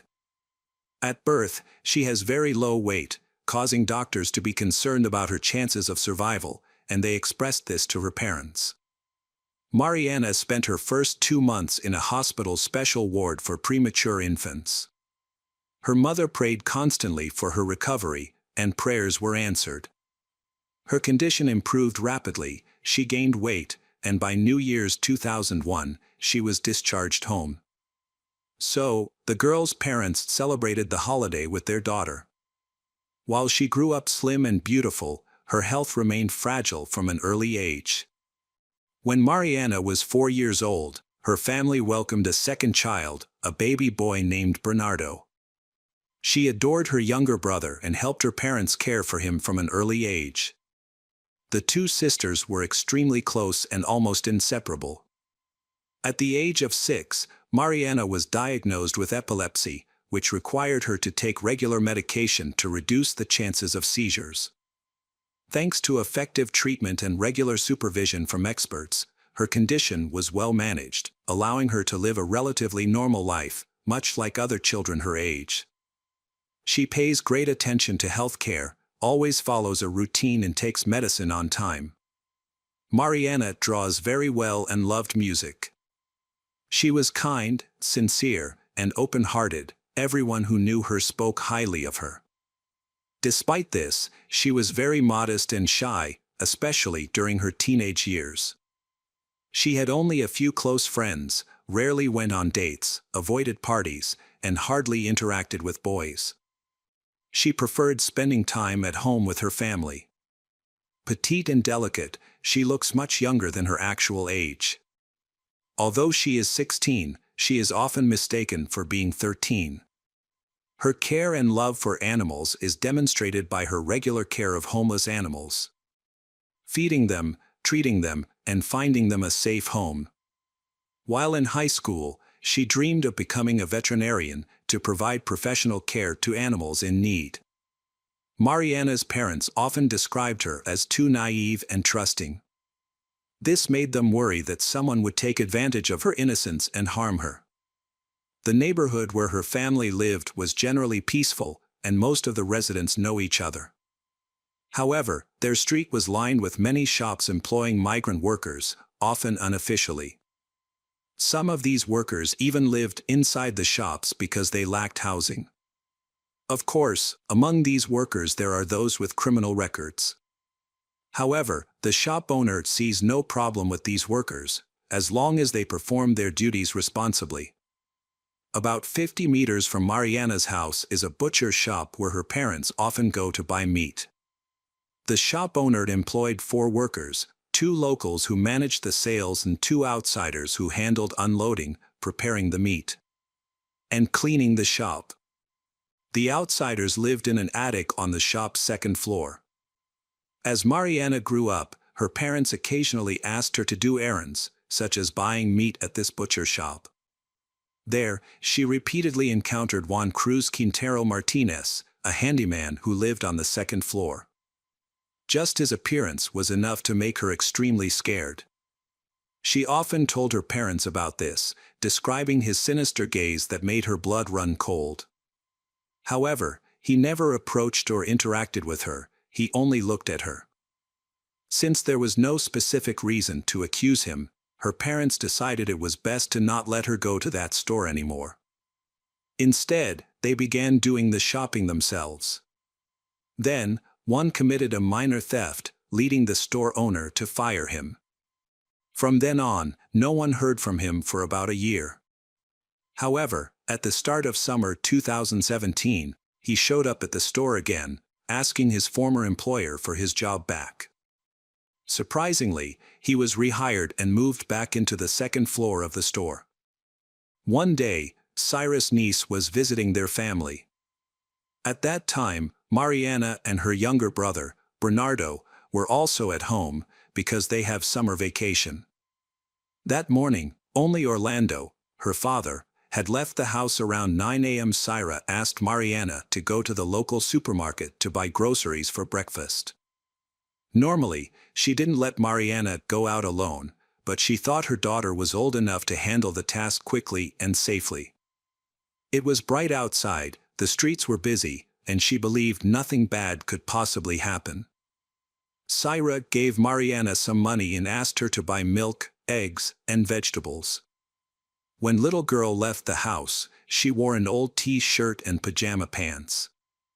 The store was less than a few hundred meters away, so the trip to buy the groceries and return home in no more than 30 minutes. However, when an hour passed and little girl still hadn't returned, Syra became worried. She had left her phone at home, so Syra, holding her little niece in her arms, went out to search for her daughter. Syra walked to the store and asked the cashiers if they had seen Mariana, a young girl wearing glasses. They told Cyrus that the girl had been there, bought the groceries a couple of hours ago, and left. At that moment, Syra began to realize that something terrible had happened to her daughter. She hurried back home, asked Bernardo to watch over her niece, and went out again to continue the search. Syra began asking neighbors, street vendors, and passers-by if they had seen Mariana. However, the little girl seemed to have disappeared without a trace. Immediately after that, Syra immediately contacted the police and called her husband, Orlando. He took a break from work and rushed home to help search for Mariana.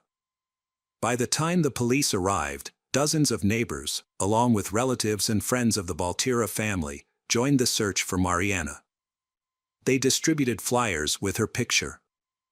Initially, police asked the parents if their daughter might have gone on a date, met a friend, or visited someone. Her parents firmly denied these theories, insisting that she would never leave without informing them, especially since she had gone to the store in home clothes and carry a grocery bag. The area where Mariana disappeared had surveillance cameras, but almost none of them were functioning. Despite searching all day, no clues or traces of little girl were found. As night fell, the initial anxiety and panic turned into despair. The parents began to fear the worst, that their daughter would no longer live. On July 28, around 8 a.m., Mariana's parents received a call from a relative who lived nearby. The relative informed them that several police cars had arrived at the butcher's shop. Then, they quickly got ready and went to the scene. However, the police did not allow them inside, claiming that the situation had nothing to do with their daughter. Despite this, they were still resolutely not to leave. A few minutes later, after inspecting the premises, police officers approached Mariana's father, Orlando, and informed him that the body of a young girl, matching the description of Mariana, had been found on the second floor of the building. The body was lifeless and severely mutilated. Orlando was asked to come inside for identification, but the officers strongly advised against it, warning that the scene was extremely gruesome.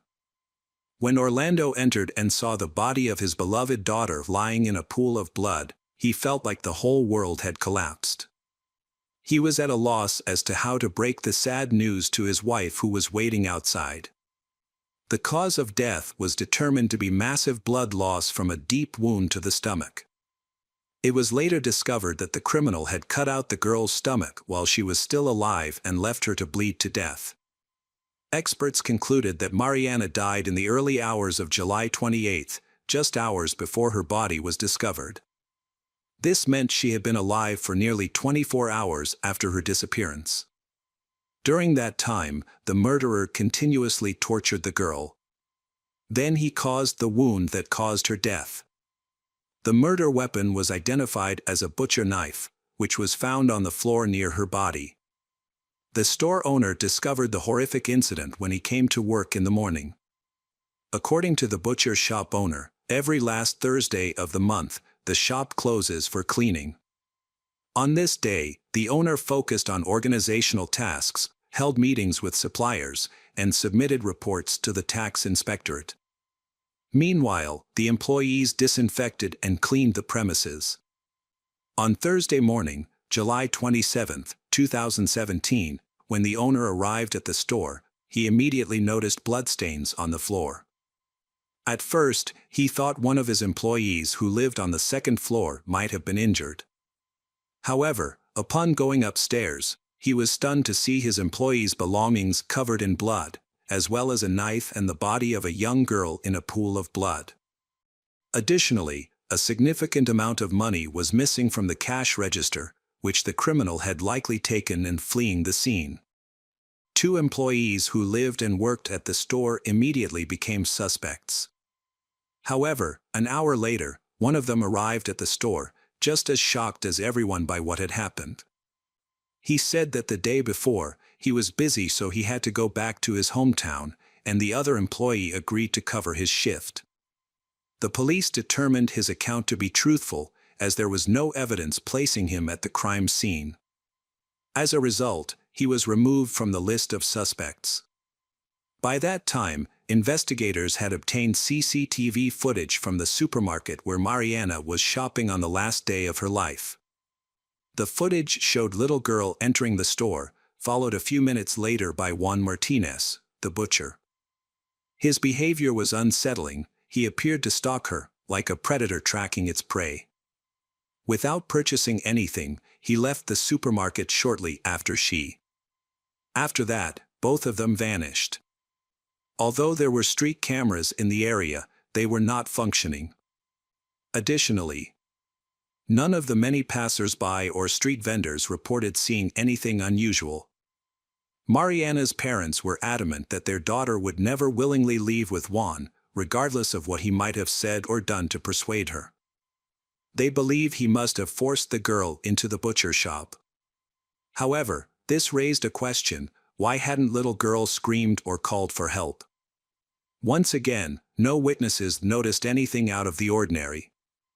In 2015, Juan came under police scrutiny for harassment and causing serious bodily harm. He had started working as an assistant in a butcher's shop earlier that year. According to the shop owner, he was diligent and raised no concerns for a long time. However, in mid-2016, he was caught stealing money and was fired. After losing his job, he moved back to the suburbs to live with his parents.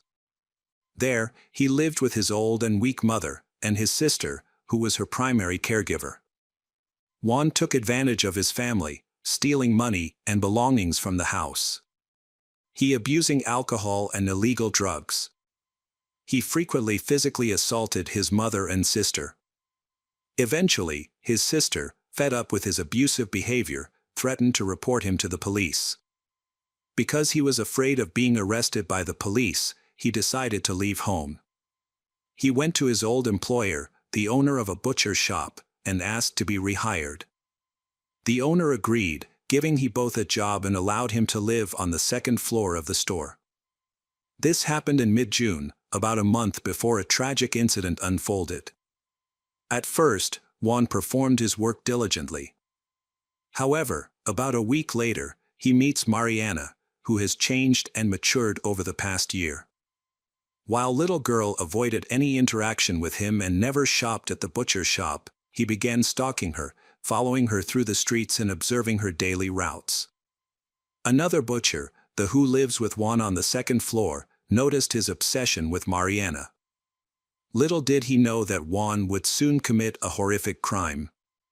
After Juan was identified as the sole suspect in the rape and murder of Mariana, all available resources were mobilized to find him.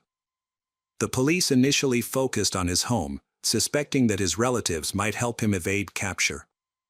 However, his sister insisted that he was not welcome there and explained that he knew his family would immediately turn him in to the authorities. She showed no surprise over the horrific crime he had committed. In fact, she revealed that he had previously raped their elderly mother and even attacked her with a knife, threatening to cut her open like a pig if she didn't give him money for drugs. Finding Juan was a top priority for the police because he was highly aggressive, cruel, and a serious threat to others. The money he stole from the cash register could have lasted him a long time, but no one knew what he might do next. Will he reoffend after killing Mariana? For an entire month, the police searched the Morelos area and nearby suburbs, believing he couldn't have gone far. However, over time, they still could not find him. Information about Mariana's murder quickly spread nationwide through the media, causing police forces across the country to simultaneously hunt for the cruel murderer. Juan's photograph was broadcast daily on television, printed on the front pages of newspapers, and plastered on streets nationwide with the label "Ruthless Killer" at large. A substantial bounty was offered for any information about his location or help in capturing him, and the reward amount kept increasing. Yet, despite these efforts, the case made no progress.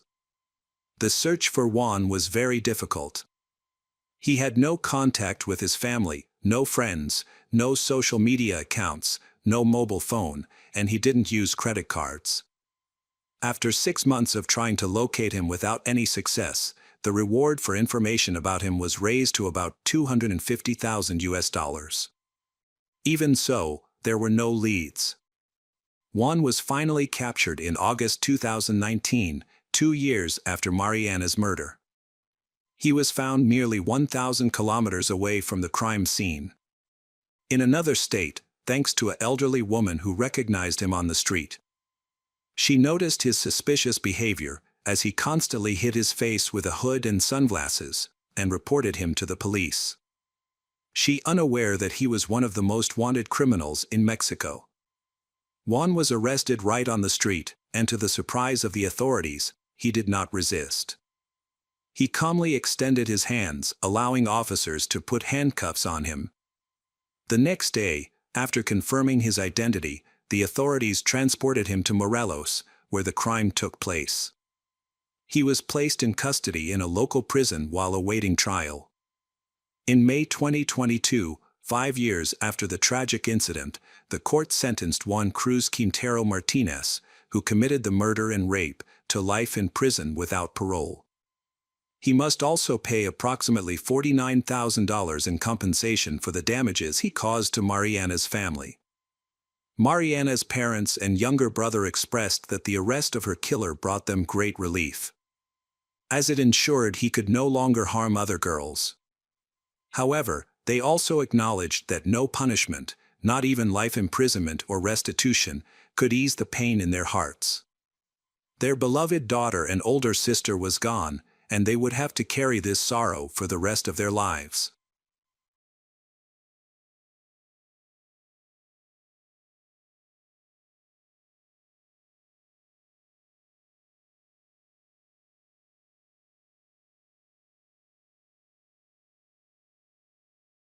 Welcome back, detectives. Let's dive into another horrible case. The case of Laura Conley. Laura Conley was born on March 15, 1978, in the United States as the third child of Carleen and James Conley. She grew up happily with her sisters, enjoying a loving and caring family environment. However, everything changed when Carleen and James divorced. At that time, Laura was a teenager and deeply affected by her parents' separation. Struggling with her emotions, she turned to alcohol for comfort, which eventually led to an addiction to psychotropic substances. Her mother believes Laura's addiction stems from the failure of their marriage. Carleen was born on June 13, 1945, in Virginia.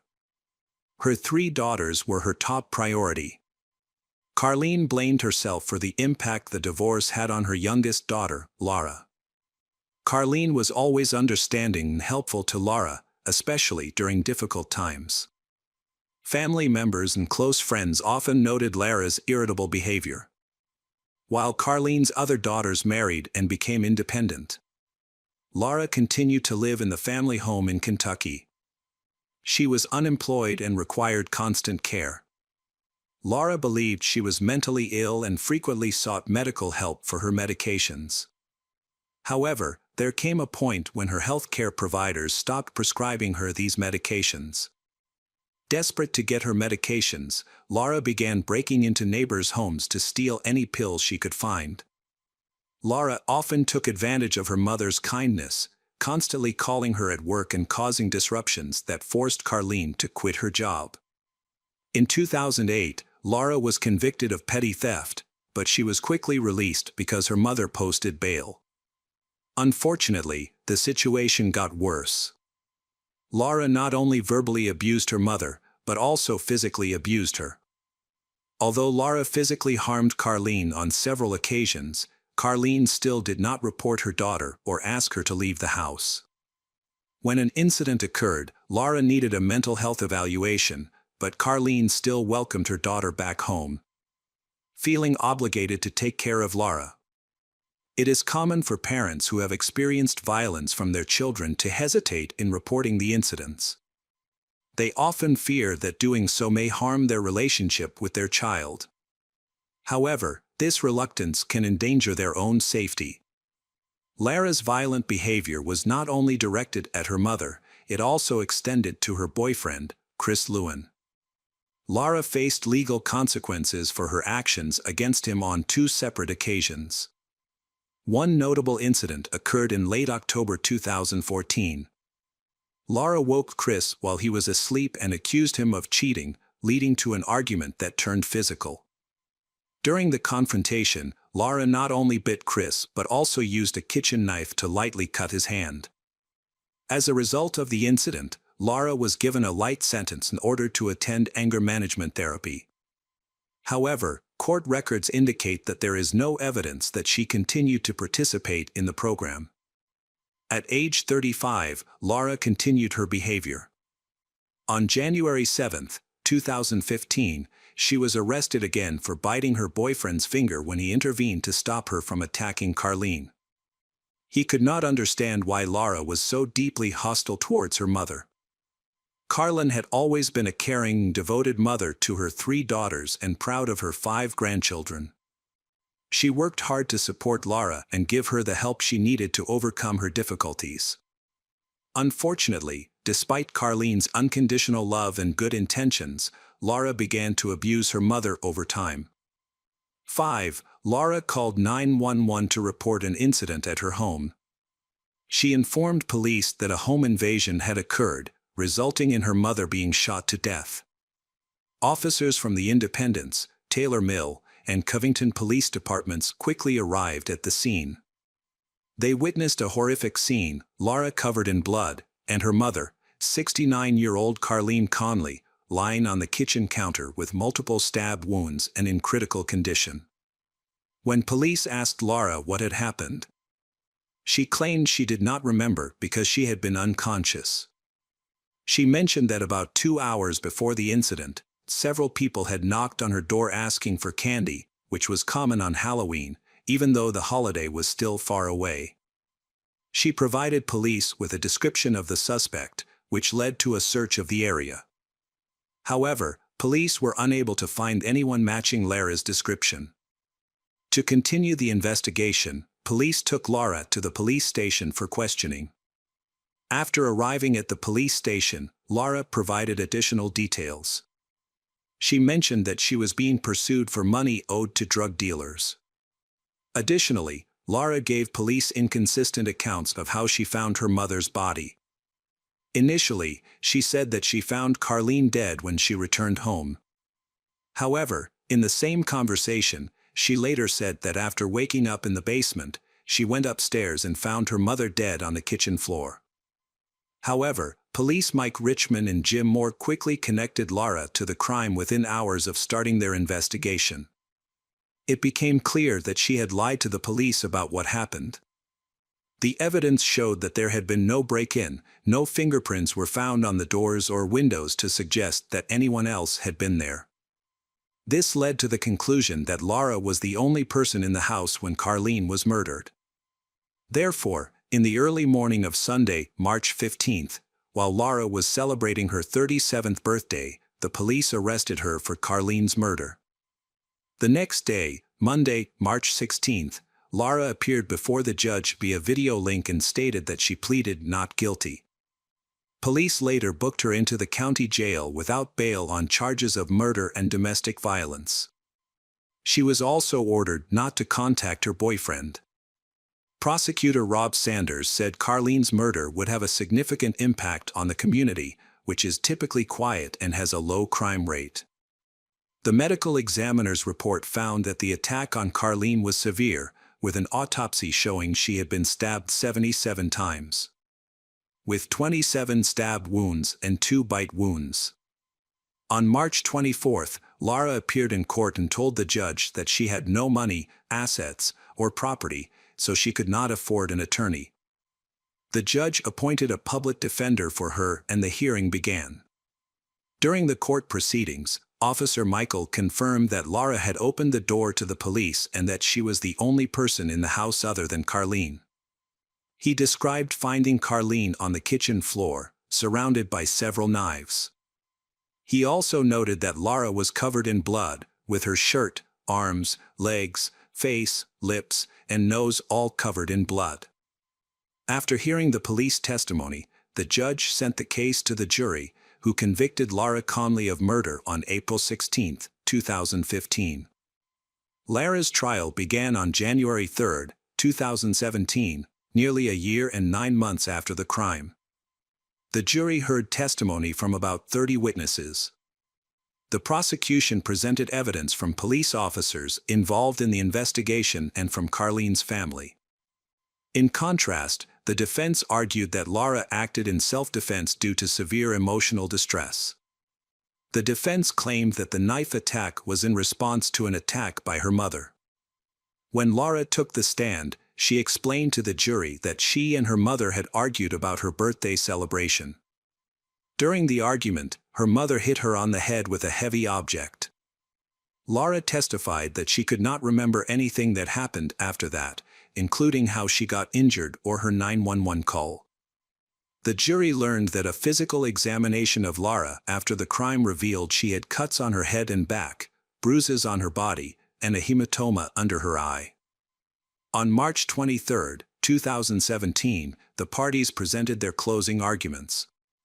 Assistant District Attorney Lawrence summarized the evidence and highlighted the many conflicting and unconfirmed accounts that Lara presented. Later that day, after 3 hours of deliberation, the jury found Lara Conley guilty of first-degree murder and recommended a 27-year prison sentence. Lara's legal team filed for a retrial, claiming that her sentence was unfair. The lawyers argued that Lara was dealing with mental health issues, including bipolar disorder, depression, anxiety, and panic attacks. In their appeal, the defense emphasized that Lara had consumed large amounts of alcohol and a drug intended to cause drowsiness shortly before the incident. However, the judge rejected the appeal and ordered a psychological evaluation by court-appointed experts. The defense argued for the cancellation of the preliminary trial and requested a new trial, claiming that the initial trial was flawed, leading to Lara's guilty verdict.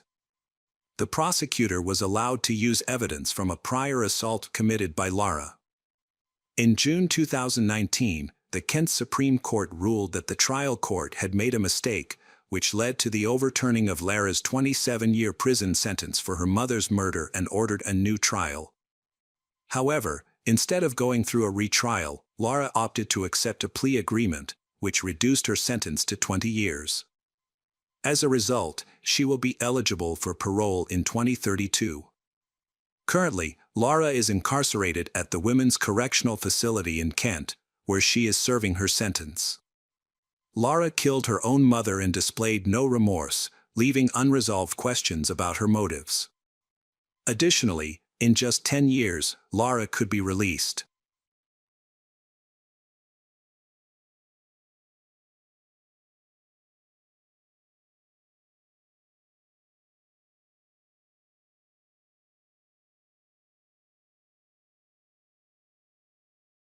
Welcome back, detectives. Let's dive into another horrible case.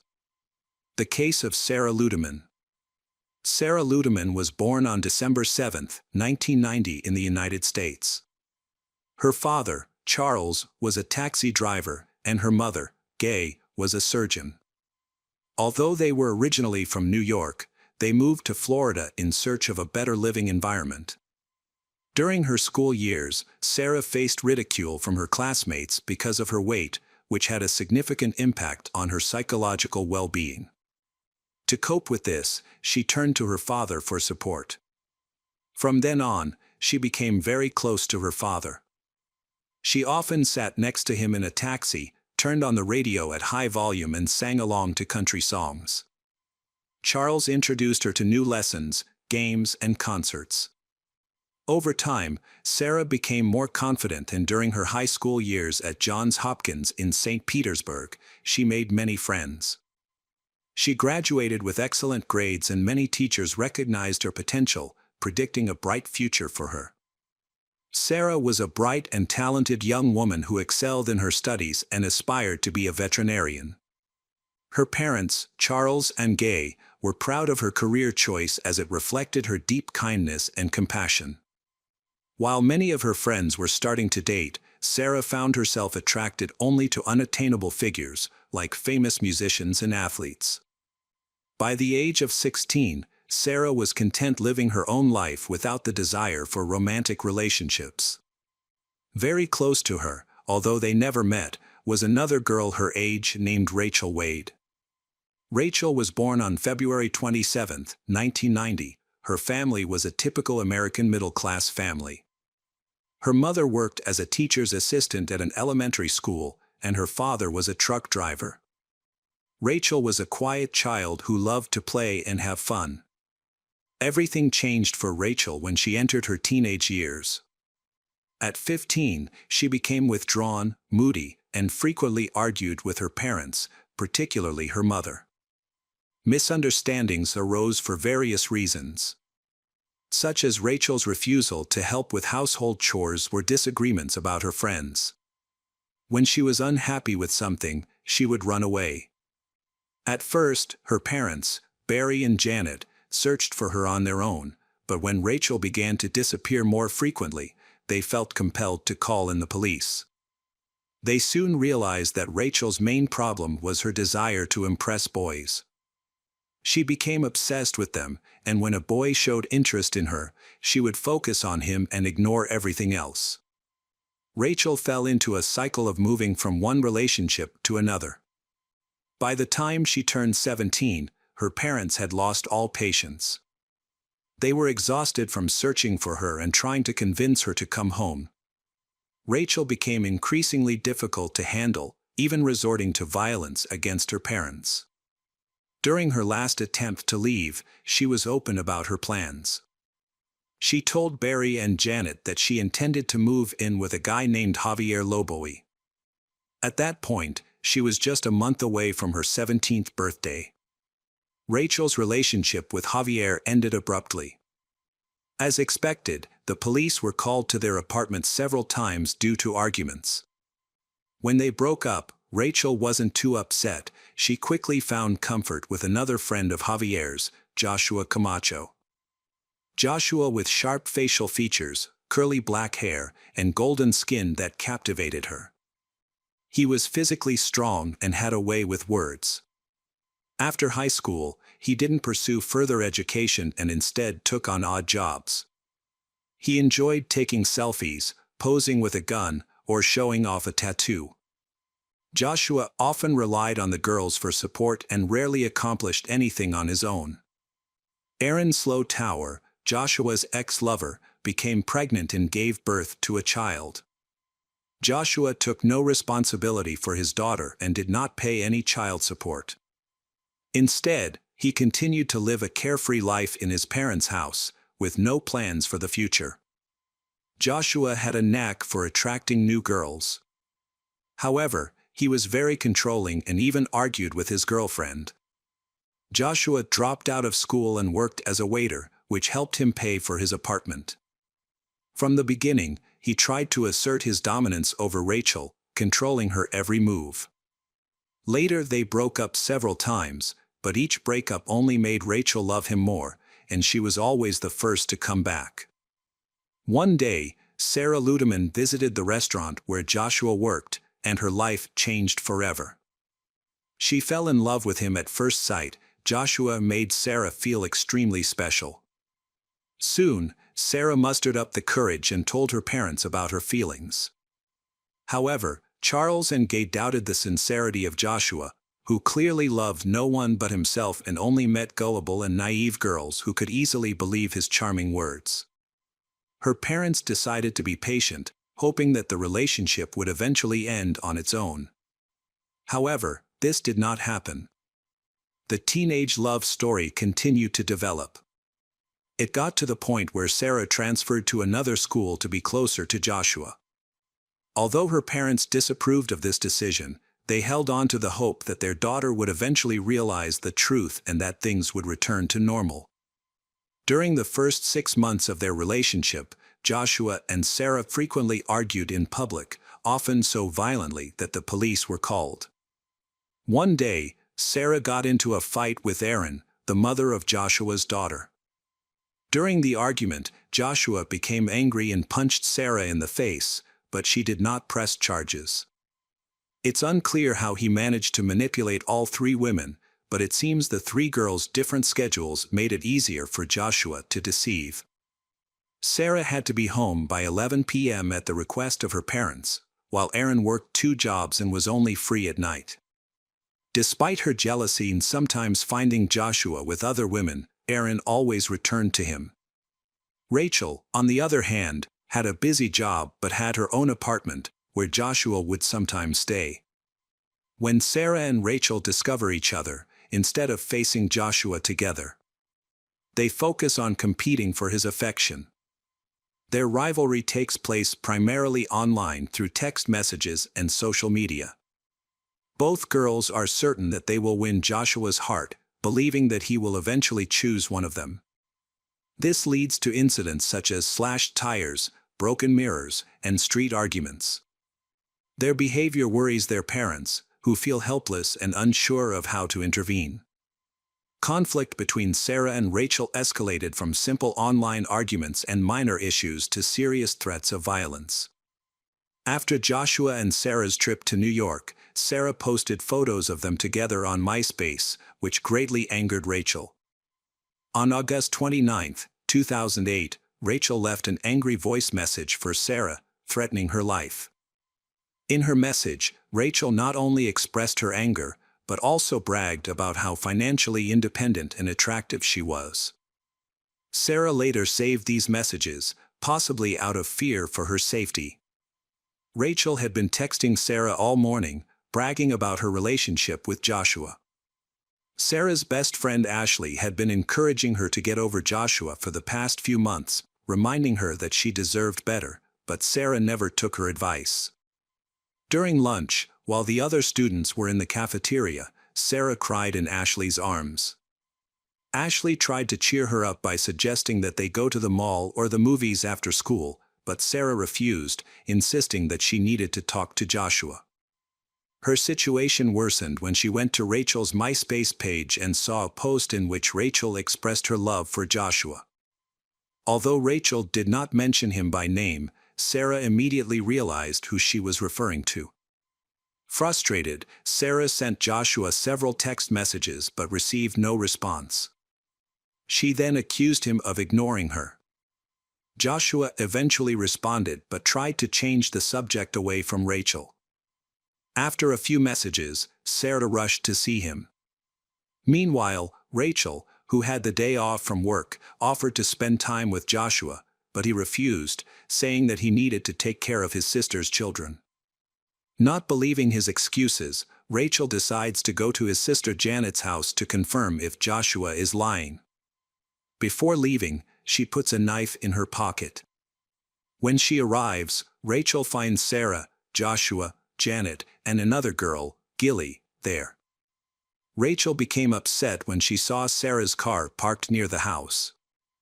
The girls noticed Rachel passing by the house several times. Rachel then texted Joshua, asking why he was with other women. He responded by telling her to go home, saying that he didn't like her anymore. However, he only said this to reassure Sarah, as he was actually planning on seeing Rachel later. It was almost 11 o'clock, and Sarah knew she needed to go home, but she couldn't bring herself to leave, because Rachel had come downstairs and texted her, wanting to talk. Joshua and Sarah decided it was best to stay in the house and wait for Rachel to leave. Sarah texted her parents to let them know she would be home late and came up with an excuse to avoid explaining Rachel's obsessive behavior. After midnight, Sarah prepared to go home because Rachel was no longer outside. Meanwhile, Janet and Gilly had asked for a ride to McDonald's, and Sarah felt safer going with them. Rachel went to visit her ex-boyfriend Javier. Meanwhile, Ashley, a friend of Sarah's, learned of Rachel's location and quickly informed Sarah. Without hesitation, Sarah, Janet, and Gilly went to where Rachel was. At that moment, Rachel began sending threatening messages, claiming that she would kill both Sarah and Joshua. She was standing on the street when Sarah's car slowed down nearby. Sarah, Janet, and Gilly got out of the car and ran towards Rachel. Taking advantage of the opportunity, Rachel pulled a knife from her pocket and attacked Sarah, stabbing her twice in the chest. Sarah collapsed, bleeding from a severe wound. Despite her condition, she managed to contact Joshua and explain what had happened. Joshua quickly rushed to Sarah's house to inform her parents. When Charles heard about the tragedy, he rushed to the scene. Meanwhile, Rachel's ex-lover Javier was on the phone with an emergency worker and tried to tear his shirt to stop Sarah's bleeding. Rachel went to a bench, sat down, and threw the knife away. Sarah was taken to the hospital.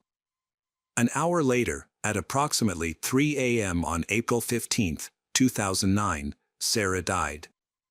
The investigation was quick.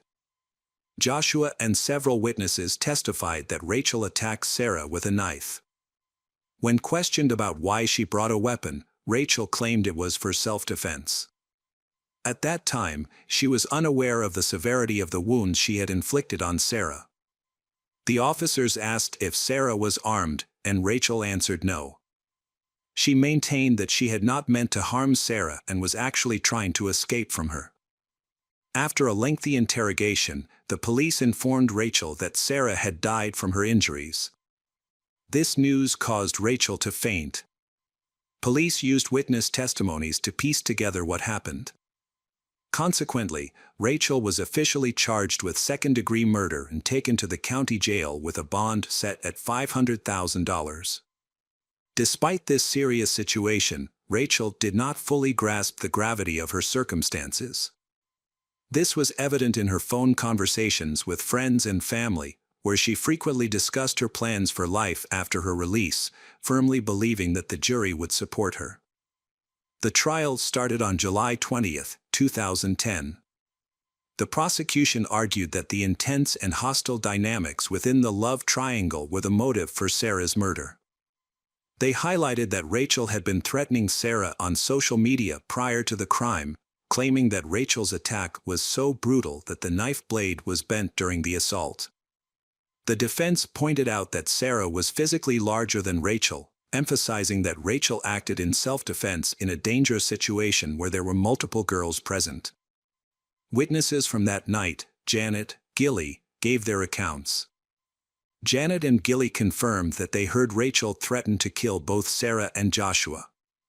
Prosecutors presented a recording of the 911 call from that night. In addition, recordings from 2008 and text messages saved by Sarah were introduced into evidence and played a key role in determining the outcome of the case. The jury, which reached its verdict in just 2 hours, found 20-year-old Rachel Wade guilty of second-degree murder. During her trial, she received a 27-year prison sentence, with the possibility of parole after 20 years for good behavior. Rachel was then sent to a women's correctional facility to serve her sentence. Joshua, who was in Florida, left the state. Some believe he went to New York to visit relatives and avoid media scrutiny, while others think he returned to Florida to reconcile with Aaron. In 2011, Rachel, who was in prison, agreed to an interview. She expressed remorse for the events that occurred and wished she could go back in time and make different choices.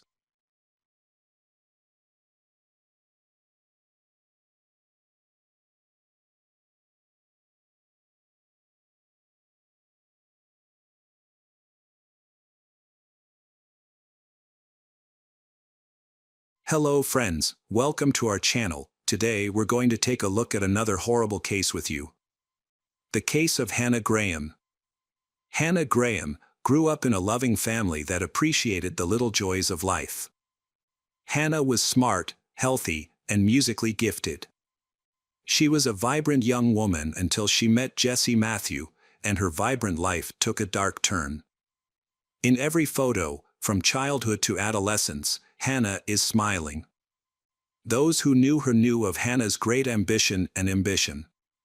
Tragically, it seems her bright future was cut short by an unexpected evil that could devastate a life in an instant. On September 12, 2014, at approximately 9:30 p.m., Hannah left her home in Grand Marquette to meet friends. By 10 p.m., they went to FIC restaurant in Charlotte-Swilly. After spending some time together, Hannah later went to a party at the Caden Plaza Apartments on Tina Street. During the party, she told her friends that she was feeling unwell and wanted to leave. One friend offered to walk her home, but Hannah declined, as she lived only a few minutes away from Caden Plaza. Around midnight, Hannah said goodbye to her friends, but instead of going home, she walked in the opposite direction toward the Tempo restaurant. Security cameras on the buildings along her route captured footage of her as she headed to the shopping center on Charlotte Street, where Tempo was located. It was already September 13th, and at 12:56 a.m., the Hannah sent a message to a friend saying she was lost and not feeling well. At that time, Hannah was believed to be very drunk. It was unclear whether she had wandered into a different part of town by accident or due to her intoxication. Meanwhile, 32-year-old Jesse Matthew, a taxi driver, stopped at the Lazy Parrot for a drink. Afterward, he visited several other bars in the city center, where he harassed women. The women later reported that Jesse's behavior was inappropriate and crossed boundaries. Jesse eventually spotted Hannah. He initially walked past her, but then realized this was a great opportunity and decided to turn around and follow her. Surveillance footage captured Hannah wandering the streets, seemingly confused about her surroundings and the time. Jesse approached her, hugged her, and they headed to the Tempo restaurant. Inside, he bought 2 drinks. Witnesses later gave conflicting accounts. Some claimed Hannah was inside the bar area, while others claimed she was outside at a table. There was also no clear evidence that she was served a drink. Hannah's final text message to her friend, saying she was stuck, was sent in the middle of the night, but the meaning behind her words remains unclear. On September 14th, when Hannah's family could not reach her, they became alarmed and reported her missing to the police. Hannah was a person who always notified her family before going out. She was never away for long and always answered the phone. As time went on, her family's worries grew. Meanwhile, the police began searching for Hannah, with state and federal police joining the effort. Hannah's disappearance caused considerable concern in Charlotte Sweeney and the Albert Mall area, especially since there had been previous cases of missing women. Hannah's case quickly attracted public attention and the search for her intensified. Through a detailed investigation and the collection of video footage from numerous city cameras, police were able to piece together a timeline of the events of that tragic night. Hundreds of people gathered at the University of Virginia to support Hannah's family. Many volunteers joined the search, doing everything they could to help Hannah return safely. Hannah had helped others in need, and now it was their turn to help her. Jesse Matthew grew up in a low-income family. He faced constant bullying and humiliation at school, which led to a stutter and difficulties in his studies. Despite these challenges, he persevered and continued his education, eventually earning a full football scholarship to Liberty University in 2002. However, he was soon accused of violence against another student, prompting him to transfer to a different school. Upon entering Christopher Newport University, Jesse could no longer contain his desire, and soon rumors began to spread of a new sexual assault committed by Jesse. The victims remained unknown, having dropped out of school. Jesse made a living by working odd jobs for a while, switching jobs from time to time. In 2005, a young woman was attacked and raped in the Fairfax district while walking home from the store. The attacker threatened to kill her if she resisted. Although she survived the ordeal, she was hospitalized and treated, which included procedures to collect DNA samples. Police gathered evidence from the crime scene to create a DNA profile, but it did not match any suspects in police databases. Due to her fear for her safety, the woman ultimately chose to return to her home country of India. Surprisingly, family and friends described Jesse as a kind and helpful person. Even his ex-girlfriends found him charming and gentle. In fact, Jesse faced multiple sexual assault charges. One of the police officers who was friends with Jesse said that he had a very difficult childhood and was abused during his school years. Jesse was bullied a lot and forced to keep things a secret. Although this was never fully confirmed by his family or friends, Jesse himself stated that he was abused in his early years. This may explain how he went from being a good person to someone with malicious intent. Jesse's father struggled with alcoholism and was often absent from home for long periods of time. In 2006, his father was arrested for breaking the law. Did these experiences shape Jesse's personality and lead him to become a serial killer? On September 19th, police obtained a search warrant for Jesse's apartment. They seized a mobile phone without a SIM card and a pair of men's shorts. DNA tests revealed both Jesse's and Hannah's biological material on these items. A second search warrant was executed for his apartment. And the next day, police announced that while he had not yet been formally charged with Hannah's kidnapping, he was the last person seen with her on the night she disappeared.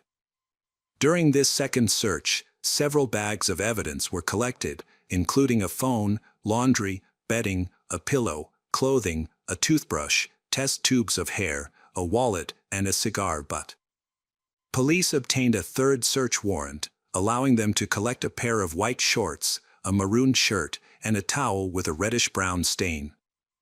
They also seized an orange Chevrolet Suburban belonging to Jesse. On September 20th, Jesse arrived at the Charlotte police station with Will, requesting an attorney and refusing to answer any questions about Hannah. Afterward, he left the station, got into his car, and sped away. Police pursued him, but he managed to evade capture. A nationwide search for him was initiated. It was later revealed that Jesse had obtained a new driver's license and withdrawn most of his bank funds. Jesse's family has urged him to share any information he has about Hannah with the police. His aunt, Alice Fletcher, has pledged to support Hannah's parents. Many people in Charlotte have joined the search efforts. Additionally, Hannah's college friends have provided significant support to the family. On September 24th, Jesse was seen on a beach in Texas. Since his car had been confiscated, he was living in a tent there. A bystander recognized him from a news report and called 911. Jesse was arrested and identified as a suspect in the kidnapping of Hannah. A $100,000 reward was offered for information about Hannah's location. He was taken to the Charlotte Regional Jail and held without bail while the search for Hannah continued. On October 18th, a body was discovered on a plot of land on Old Lynch Road in Albemarle County. The site was located behind an abandoned house and surrounded by brush. Police cordoned off the crime scene after the discovery of the body. The sheriff noted that further testing was needed to confirm the identity and expressed gratitude to those searching. A crop top and jeans matching those worn by Hannah were found nearby. A wristwatch was also found, but no underwear, shoes, or cell phone were found. A local resident informed police that on the morning of September 13th, he noticed Jesse's car parked on the road behind the house. The car doors were closed, and there was no one inside. It was determined that Jesse was familiar with the area, having worked as a taxi driver nearby for several years. The body was sent to Chief Medical Examiner Dr. Kevin Y. for examination.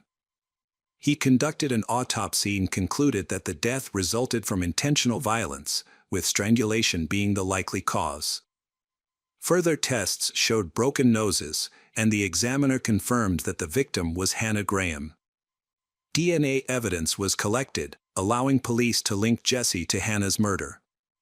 Police then also connected him to another crime. This was the January 2010 kidnapping of Morgan Harrington. Her body was discovered on a farm in Albemarle County by the farm owner, who initially mistook them for animal bones. When he realized they were human bones, he quickly contacted the police. Morgan's body and Hannah's body were found just 6 miles apart.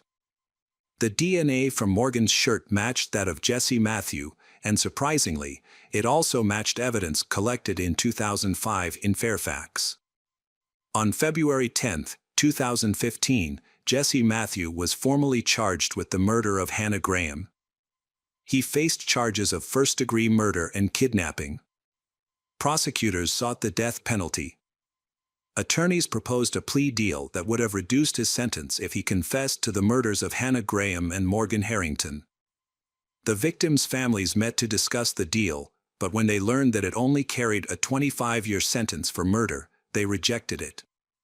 On March 2, 2016, Jesse Matthew accepted a plea deal in which he confessed to the murders of Morgan Harrington and Hannah Graham. In exchange, the death penalty was removed. Jesse's family had hoped Judge Chad would take into account his troubled upbringing and the sexual abuse he had endured. Despite this, the judge found Jesse Matthew guilty of first-degree murder and kidnapping of Morgan Harrington and Hannah Graham. He was sentenced to 4 consecutive life terms without the possibility of parole. Jesse's trial lasted less than 3 days. Along with the charges previously mentioned, he was charged with assaulting and raping a girl in Fairfax County in 2005. Jesse Matthew was sentenced to 3 life terms in the Fairfax girl case. As the judge read out his sentence, he emphasized the violent nature of Jesse's attacks. After the verdict, Jesse's mother screamed and had to leave the courtroom. Throughout the trial and sentencing, Jesse remained silent. In December 2020, Jesse was taken from Sac State Prison to Richmond Hospital under police escort, where he was diagnosed with stage 4 colon cancer. The terrible crimes he committed had already been resolved, and by December 2022, Jesse Matthew was still alive, with no additional updates on his health at that time.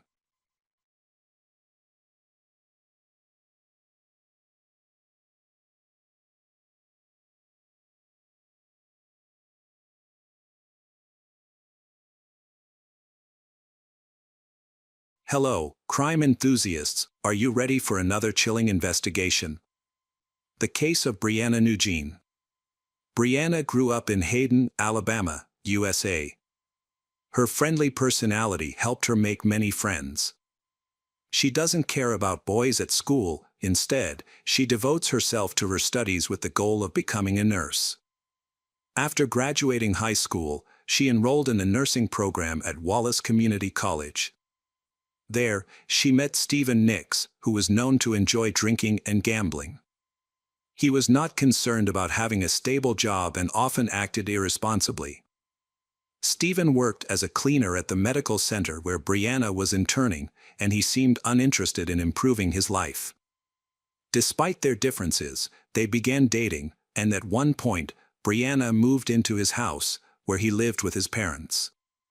However, after a while, Stephen admitted to Brianna that he was having an affair with a coworker. This revelation shocked Brianna, leading her to end the relationship. She then focused on her studies and successfully earned her nursing degree. During the following year, Stephen repeatedly tried to reach out to her, pleading for another chance and promising he would never cheat again. Eventually, Brianna relented and agreed to give him another opportunity. They later got married and both started working to save money for their first home. The problem started when Stephen lost his job as a cleaner.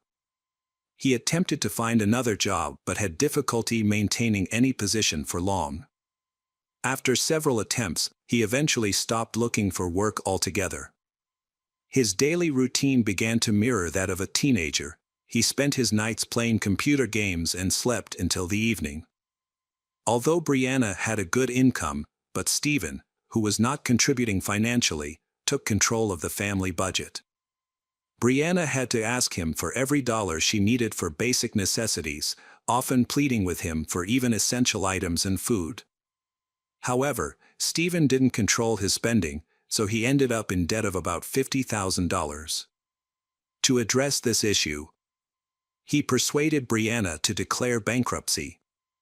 At that point, he had such control over her that she felt she couldn't refuse.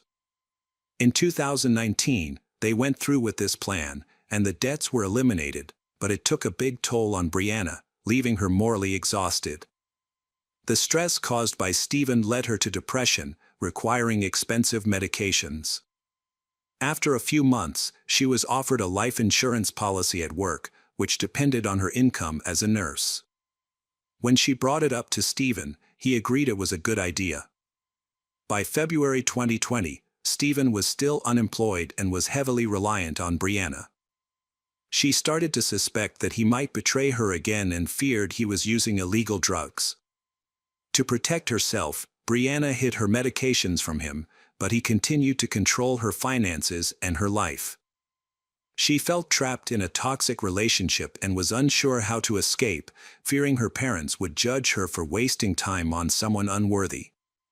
Ultimately, she only confided in a few close friends and her sister, sharing her intention to file for divorce. On March 2, 2020, around noon, Stephen called 911, claiming he found his wife, Brianna, unresponsive in the bathroom. The dispatchers instructed him to perform CPR, but throughout the call, he made no attempt to help his wife. Instead, he focused on telling his version of incident while ignoring their instructions.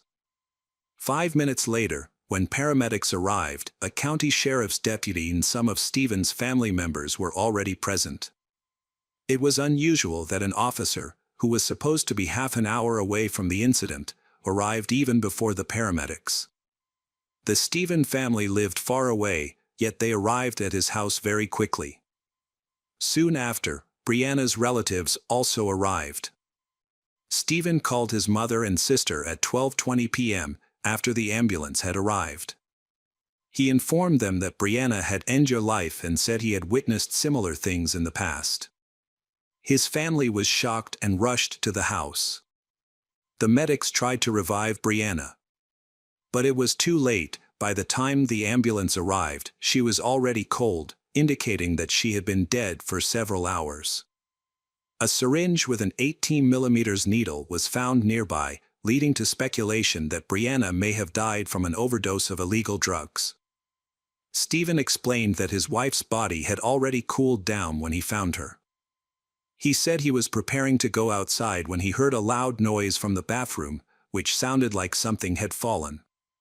He dismissed it, thinking it was just mobile phone. After going shopping and returning about an hour later, he went upstairs and found his wife lifeless. Brianna's family rejected the idea that her death was due to an overdose. They frequently communicated with her and did not see any signs of substance abuse. As a nurse, Brianna was subject to random screenings for alcohol and illegal drugs at work, and her results were consistently negative. Her colleagues also expressed disbelief, stating they could not imagine her using anything harmful. When Brianna's relatives arrived, they observed that Stephen appeared calm and not overly concerned about the situation. He was even cleaning the bathroom. However, his demeanor changed dramatically, and he became nervous once police officers arrived. While the police were focused on investigating the crime scene, Stephen took a bag of collected garbage from the bathroom and threw it into his pickup truck instead of the trash bin. When the police requested access to Brianna's mobile phone, Stephen refused. However, her sister was able to unlock the phone and discovered that Stephen's last call to Brianna was made at 7:53, a time when he usually would still be asleep after a night of playing video games. When questioned by the police, Stephen claimed he had called her number just to tease her, but he did not explain the nature of the joke. Additionally, at 12:02, after calling 911, Stephen inexplicably sent a text message to Brianna. He could not explain why he would text someone who had already passed away. He also refused to allow the police to inspect his car. After learning that he had thrown the garbage bag away, the investigator had to return to the station to obtain a warrant. This inadvertently allowed Stephen time to get rid of the evidence. He quickly got rid of the garbage and erased any traces of his actions. The crime scene was thoroughly cleaned by the next day, when Brianna's relatives arrived to gather items for the burial. Brianna's sister was shocked to discover that Brianna didn't even own nice underwear. This seemed odd. It also shows that her husband does not allow her to spend any money on herself. The following day, Stephen called Brianna's sister, Brittany, and invited her to his home for a discussion. When she arrived, his relatives were already there. He showed her 2 empty bottles of opioid painkillers and a bag of syringes. Stephen claimed he found these items in a drawer of Brianna's belongings, suggesting she died from a drug overdose due to a long-standing addiction. However, this medication can only be prescribed by prescription, and it certainly does not belong to Brianna. Brittany was sure that Stephen was lying. After Brianna's death, Brittany and her mother went through Brianna's things and didn't find anything missing. They would have been aware if anything was gone. Then, Stephen showed Brittany another drawer that had Brianna's underwear in it.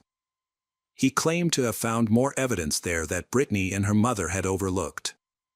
At that point, Brittany started to think that Stephen might have been involved in Brianna's death, and she no longer wanted to listen to him. Brittany went to the funeral home to style her deceased younger sister's hair and makeup, Brianna, despite strong objections from Stephen's family. Upon arriving, she quickly realized why they were so concerned. She discovered her sister's body covered in numerous fresh bruises and over 80 injection marks, some new and others starting to heal. At the time of her death, Brianna was a certified nurse and knew how to administer injections properly. If she had a secret substance addiction, her level of bruising is also not normal. Additionally, some injection sites were located in where Brianna couldn't have reached herself without assistance. They also found signs of trauma on her palms, resembling defensive wounds. The condition of the needle marks indicated they were inflicted about 8 to 12 hours before her death. The nature of some injuries suggested that someone had restrained Brianna while administering the injections. This case cannot be considered end your own life, and it feels like the police are against Brianna. Brittany was able to take several photos of the Brianna body before being removed from the funeral home. She collected crucial evidence indicating that Brianna had died a tragic death. Brittany suspected that Brianna's husband, Stephen, was responsible. At Brianna's funeral, Stephen did not speak to anyone or offer any greetings. He attempted to fake tears but ultimately had none, and many attendees noticed he appeared very unnatural. Several witnesses said Stephen bragged about connections that could help him evade justice, he even speaking with a mourner who turned out to be a police officer from another city, but he quickly ended the conversation when he realized this. At that time, no one was aware that the deputy sheriff who arrived at the scene before everyone else was related to Stephen. Brianna's sister discovered that this deputy was not included in the investigation records, despite having full access to the crime scene. In October 2020, an investigator contacted Brianna's family to inform them that she had been the victim of a crime. The investigator suggested that she may have been killed because she witnessed another crime and was killed as an unintended witness. However, this theory was never confirmed, and the investigation was eventually closed. Stephen continued to live in the home he shared with his late wife, Brianna. Just a few days after Brianna's death, Stephen's longtime mistress moved in with him. They even renamed Brianna's favorite dogs. He received $160,000 in life insurance money from Brianna's death. Stephen rarely left the house and continued to live a childish lifestyle, spending the insurance money on video games, pouring concrete in front of the house, buying expensive car parts, and acquiring weapons and gifts for his lover. Stephen showered lover with lavish gifts, including jewelry and ostrich leather boots. However, he was unable to afford a tombstone for Brianna's until 6 months later, and this only happened after her relatives pressured him to do so. Brianna's family was appalled by his actions from the start. They sought justice for her by filing complaints with the police and other authorities, but their efforts were in vain. The case was closed, labeled as an accident, and no investigation was conducted to gather evidence or identify suspects. Brianna's family continued to appeal to higher authorities, requesting that the police reopen the investigation, but they were told it was under the jurisdiction of a different police station. The Brianna's family is concerned that Stephen's connections are obstructing the investigation. Despite this, Brianna's sister remained persistent, and the case was reopened. Unfortunately, it was soon discovered that all the evidence had been lost, and no thorough examinations had been conducted during prior investigations. Stephen is still withholding crucial case information from Brianna's sister and mother. Although he claims that access to the medical report from the pathologist is restricted until an official conclusion is reached, this is misleading. He is aware of the report's contents, raising questions about his motives. Eventually, the Brianna's family hired a private detective who was able to uncover various materials. One significant find was video footage from a search of Stephen's car and home, which showed him smiling brightly while leaning over Brianna's lifeless body. Following the public revelation of this footage, Stephen became fearful and installed security cameras around the house. Meanwhile, Brianna's sister Brittany continues to search for evidence that proves Stephen was involved in her younger sister's death. Brittany sent a photo of a package of fentanyl to Brianna's co-workers, who firmly stated that the medicine package did not come from the hospital, as they had never seen such drugs before. It was later revealed that a different drug from another manufacturer was used at their workplace, which had different packaging. This contradicted Stephen's earlier claim that Brianna had become addicted to drugs at work. Moreover, an official request from a medical institution confirmed that Brianna could not have stolen the drugs, as their records were strictly monitored. The large needles found in Brianna's home were not typically used for such drugs, and Brianna, a nurse, was aware of this. Additionally, Brianna's family received a toxicology report about 4 months after her death. The report revealed that her body contained high levels of various psychotropic substances, including of antidepressants and fentanyl, almost double the lethal dose. The Brianna's family believes that Brianna, given her experience with medications, would not have made such a mistake or acted carelessly. When Brittany spoke to the medical examiner responsible for the autopsy and the cause of death determination, he mentioned that the conclusions in the autopsy report heavily relied on the circumstances surrounding the death. They reviewed reports from investigative agencies like the sheriff's office and the coroner's office. Brianna's death certificate states that the immediate cause of death was an overdose, and it categorizes her death as an accident. However, achieving justice remains difficult. The Brianna's family initiated a petition to raise public awareness, which could have helped with legal and social expenses. Unfortunately, they only raised $5,000 instead of the needed $20,000, leaving the majority of the financial burden on Brianna's family.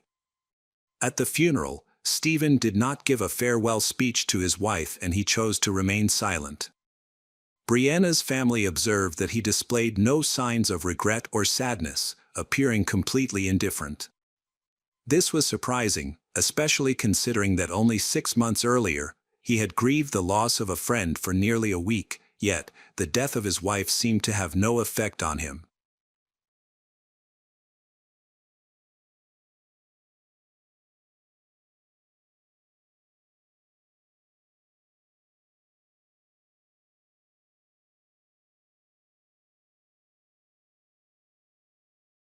Hey detectives!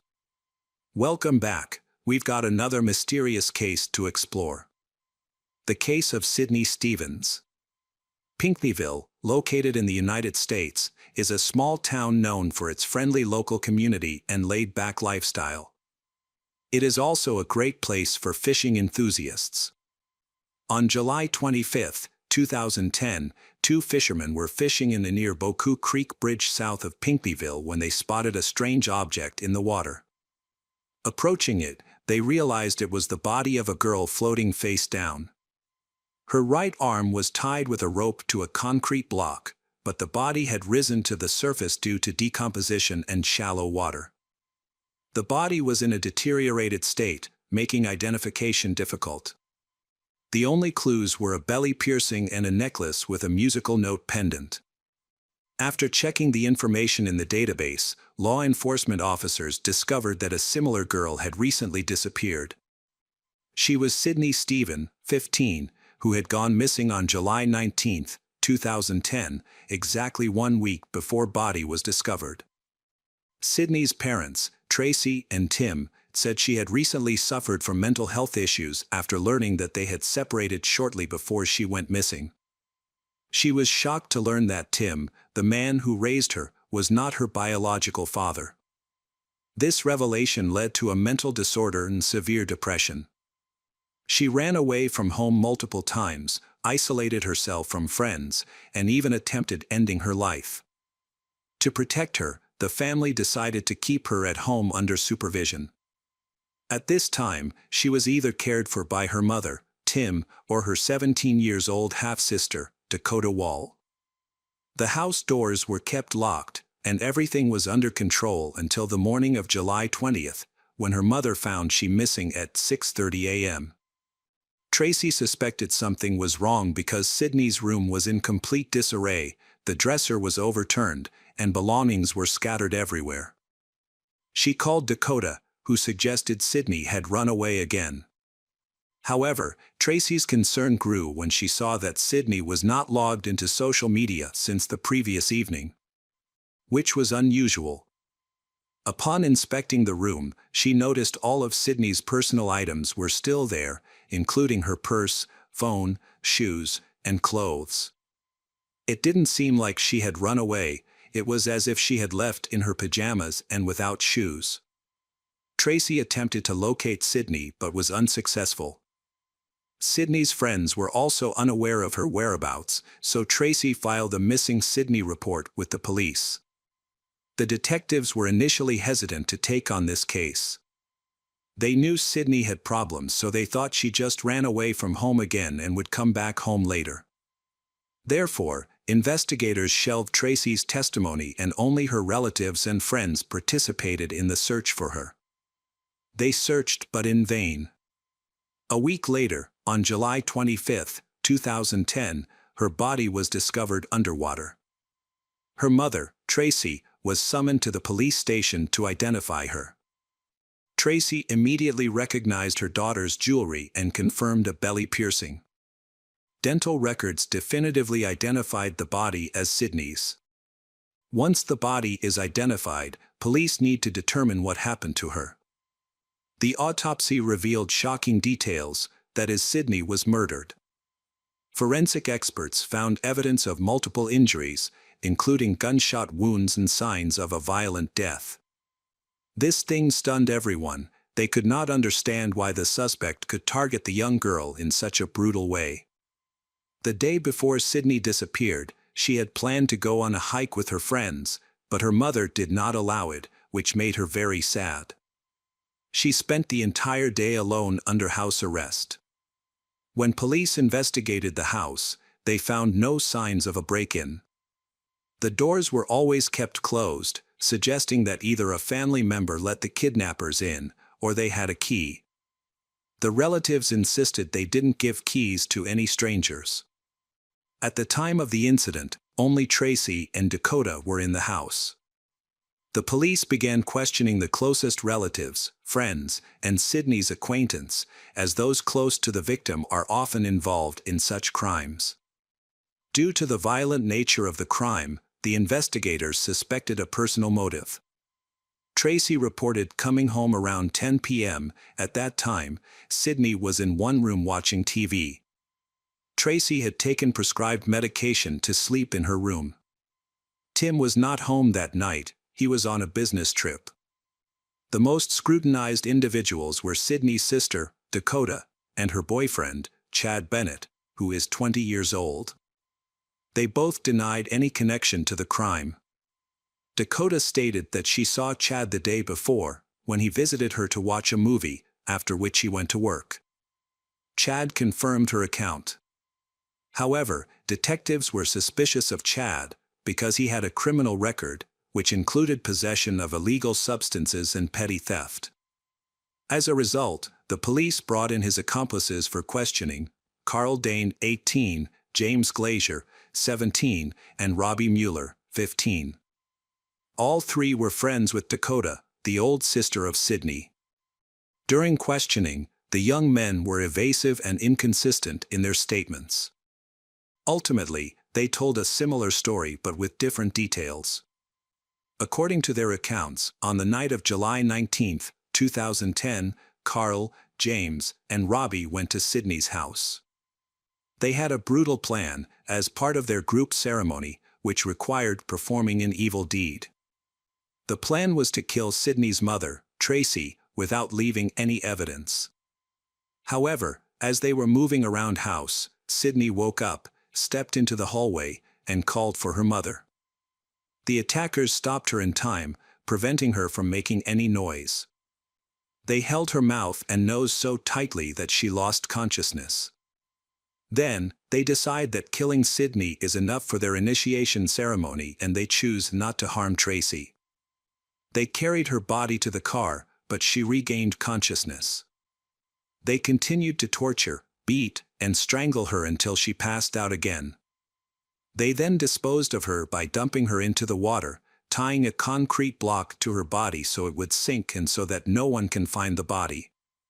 However, this plan backfired because, during decomposition, gases are formed, causing the body to eventually float. All three individuals, Carl, James, and Robbie, were arrested on July 28. Their story seemed highly implausible. They initially intended to kill Tracy, but instead killed Sydney. Something was evidently amiss. The police suspected that, besides this heinous crime, they might have raped she, as her trousers were down when the body was discovered. However, none of the suspects admitted to this act. The body's condition was poor because the water had erased all evidence, so the police can't confirm this. About the lowered trousers, they denied rape, they suggesting it was related to the influence of illegal substances. Law enforcement knew that gangs have a hierarchy and strict discipline. Although Chad, the leader, denied his guilt, it was inevitable that he was involved in this crime.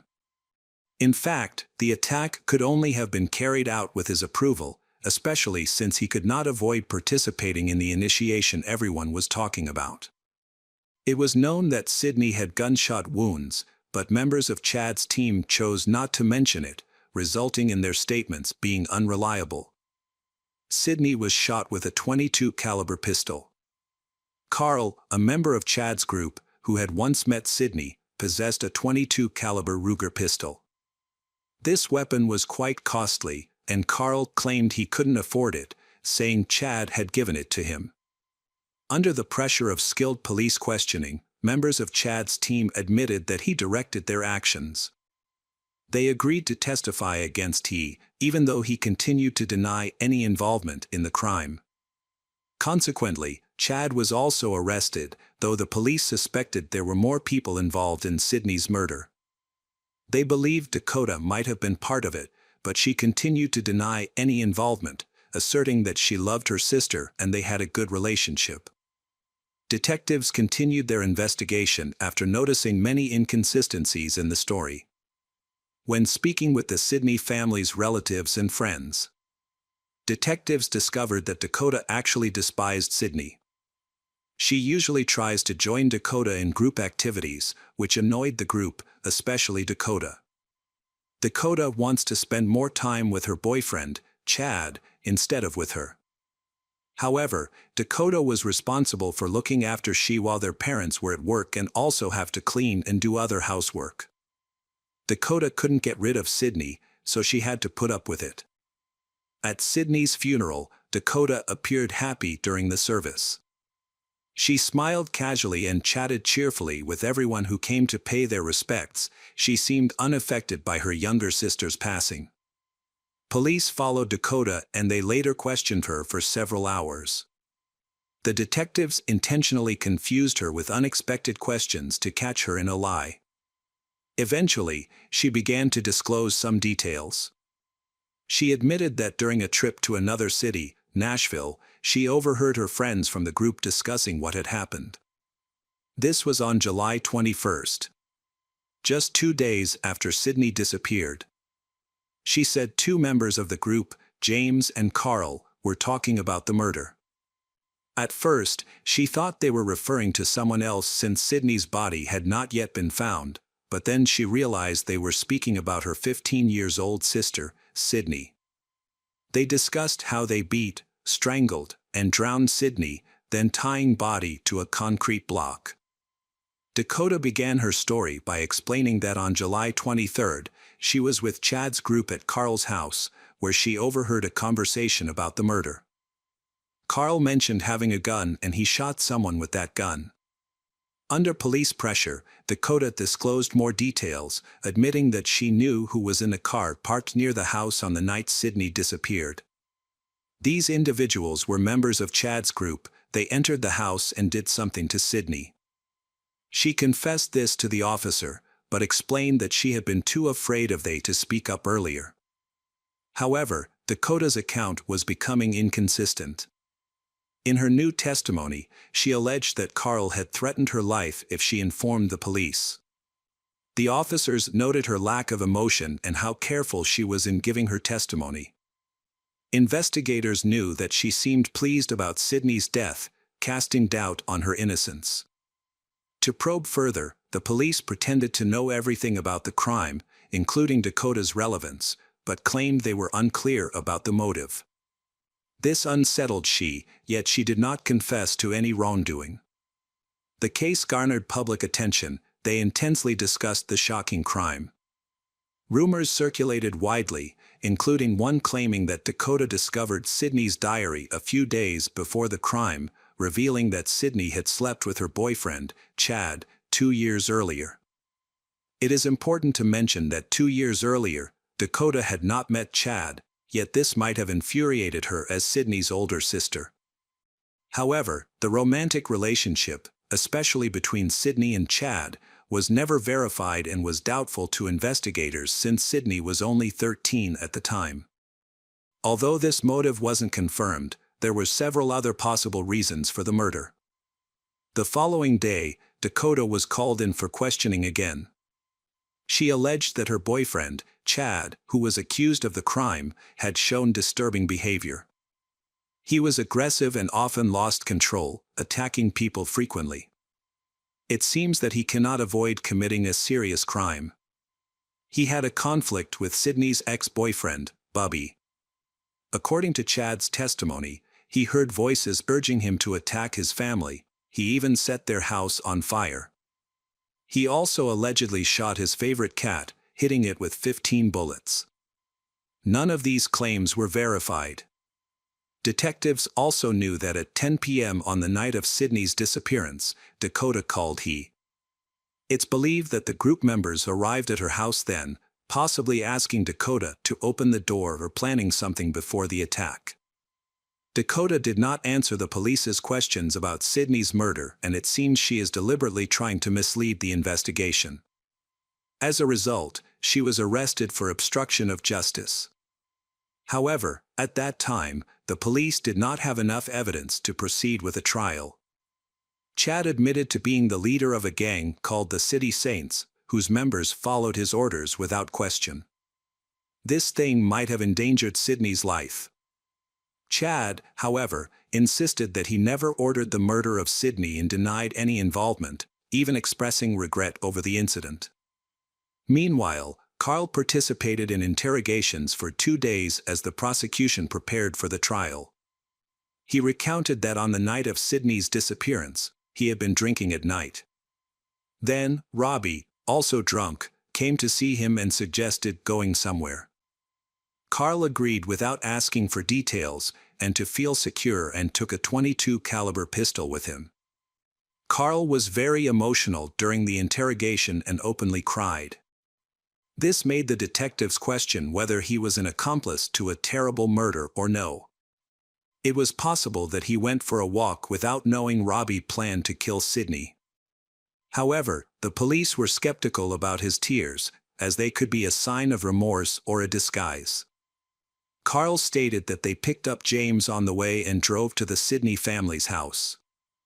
Robbie climbed over the fence and entered the house while everyone was asleep and Carl waiting outside in the car. After some time, he became worried because they were taking too long. He claimed he went inside to find his friends and leave together. The door from the courtyard was open, providing direct access to the basement where Sydney lived. The police were suspicious that the door might have been unlocked at night, especially since there were no signs of forced entry. It seemed likely that someone helped the criminals approach Sydney unnoticed. Suspicion falls on her sister, Dakota. Carl explained that when they entered the property, they noticed that Sydney had woken up due to the noise. She recognized both criminals, Robbie and James. She asked what they were doing here. Then, she tried to wake her mother and call for help.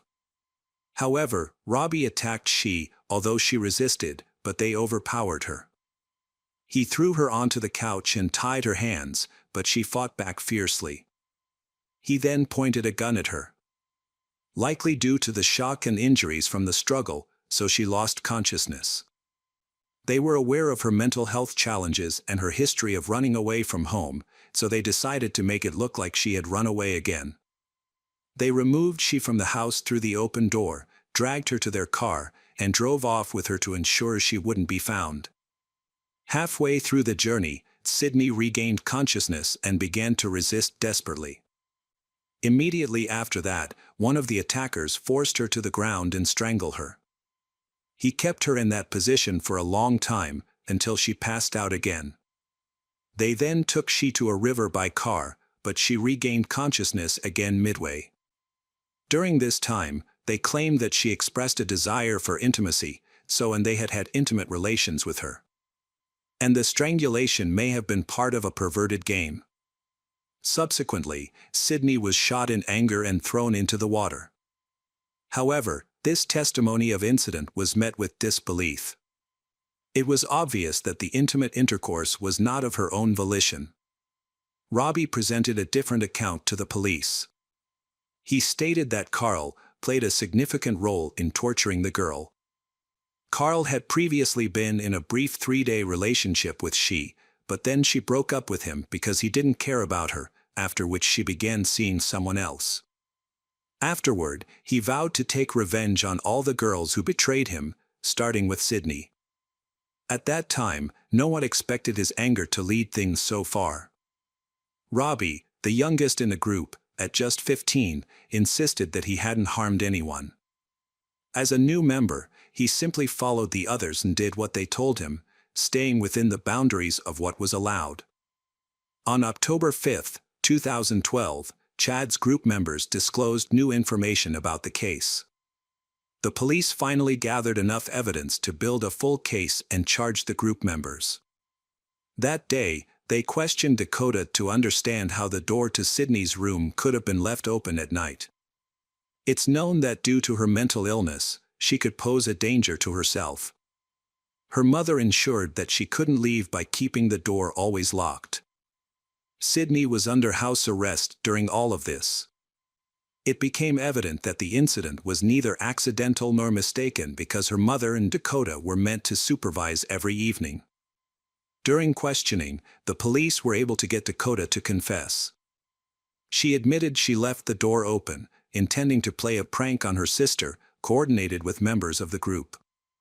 Finally, the police obtained this long-hidden confession. Later, Dakota disclosed another crucial detail. Before the crime, she had a meeting with Chad's team members, where they discussed their plans. She admitted they intended to kill Sydney. With this information, everything became clear.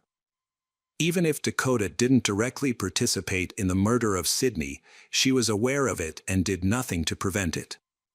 She knew what was going to happen, so leaving the door unlocked wasn't accidental. She planned it to allow the attackers to enter the house and killed Sydney. Investigators believe Dakota underwent a brutal ordeal to join Chad's group, which explained her aided the killers. Her cheerful behavior at her younger sister's funeral was because she completed the ritual to join the group and get rid of her annoying younger sister. Then, their group celebrated after the murder. Carl later acknowledged his guilt, writing an apology letter to Sydney's mother, Tracy, on August 18, 2010. He admitted that he had done evil and now had to pay with his freedom. Even though he knew that it couldn't bring Sydney back to life, but he asked for forgiveness. Tracy read the letter and believed Carl showed no remorse. Although he was arrested early in the investigation, it took 2 years for them to appear in court. Carl Dane pleaded guilty to first-degree murder and received the 60-year prison sentence. However, before being transferred to a federal prison, he was discovered dead in his cell, with a note expressing regret for his actions. Another member of the group, James, was also found guilty of first-degree murder and sentenced to 60 years. Robbie Mueller initially sentenced to 37 years, but his sentence was reduced to 26 years after an appeal. He will be eligible for parole in late 2023. The gang leader, Chad Bennett, cooperated with investigators and pleaded guilty to a lesser charge, resulting in a 20-year sentence. He took a plea deal and will be eligible for parole in 2026. Dakota received a 26-year prison sentence, with the ability to apply for first parole by the end of 2023.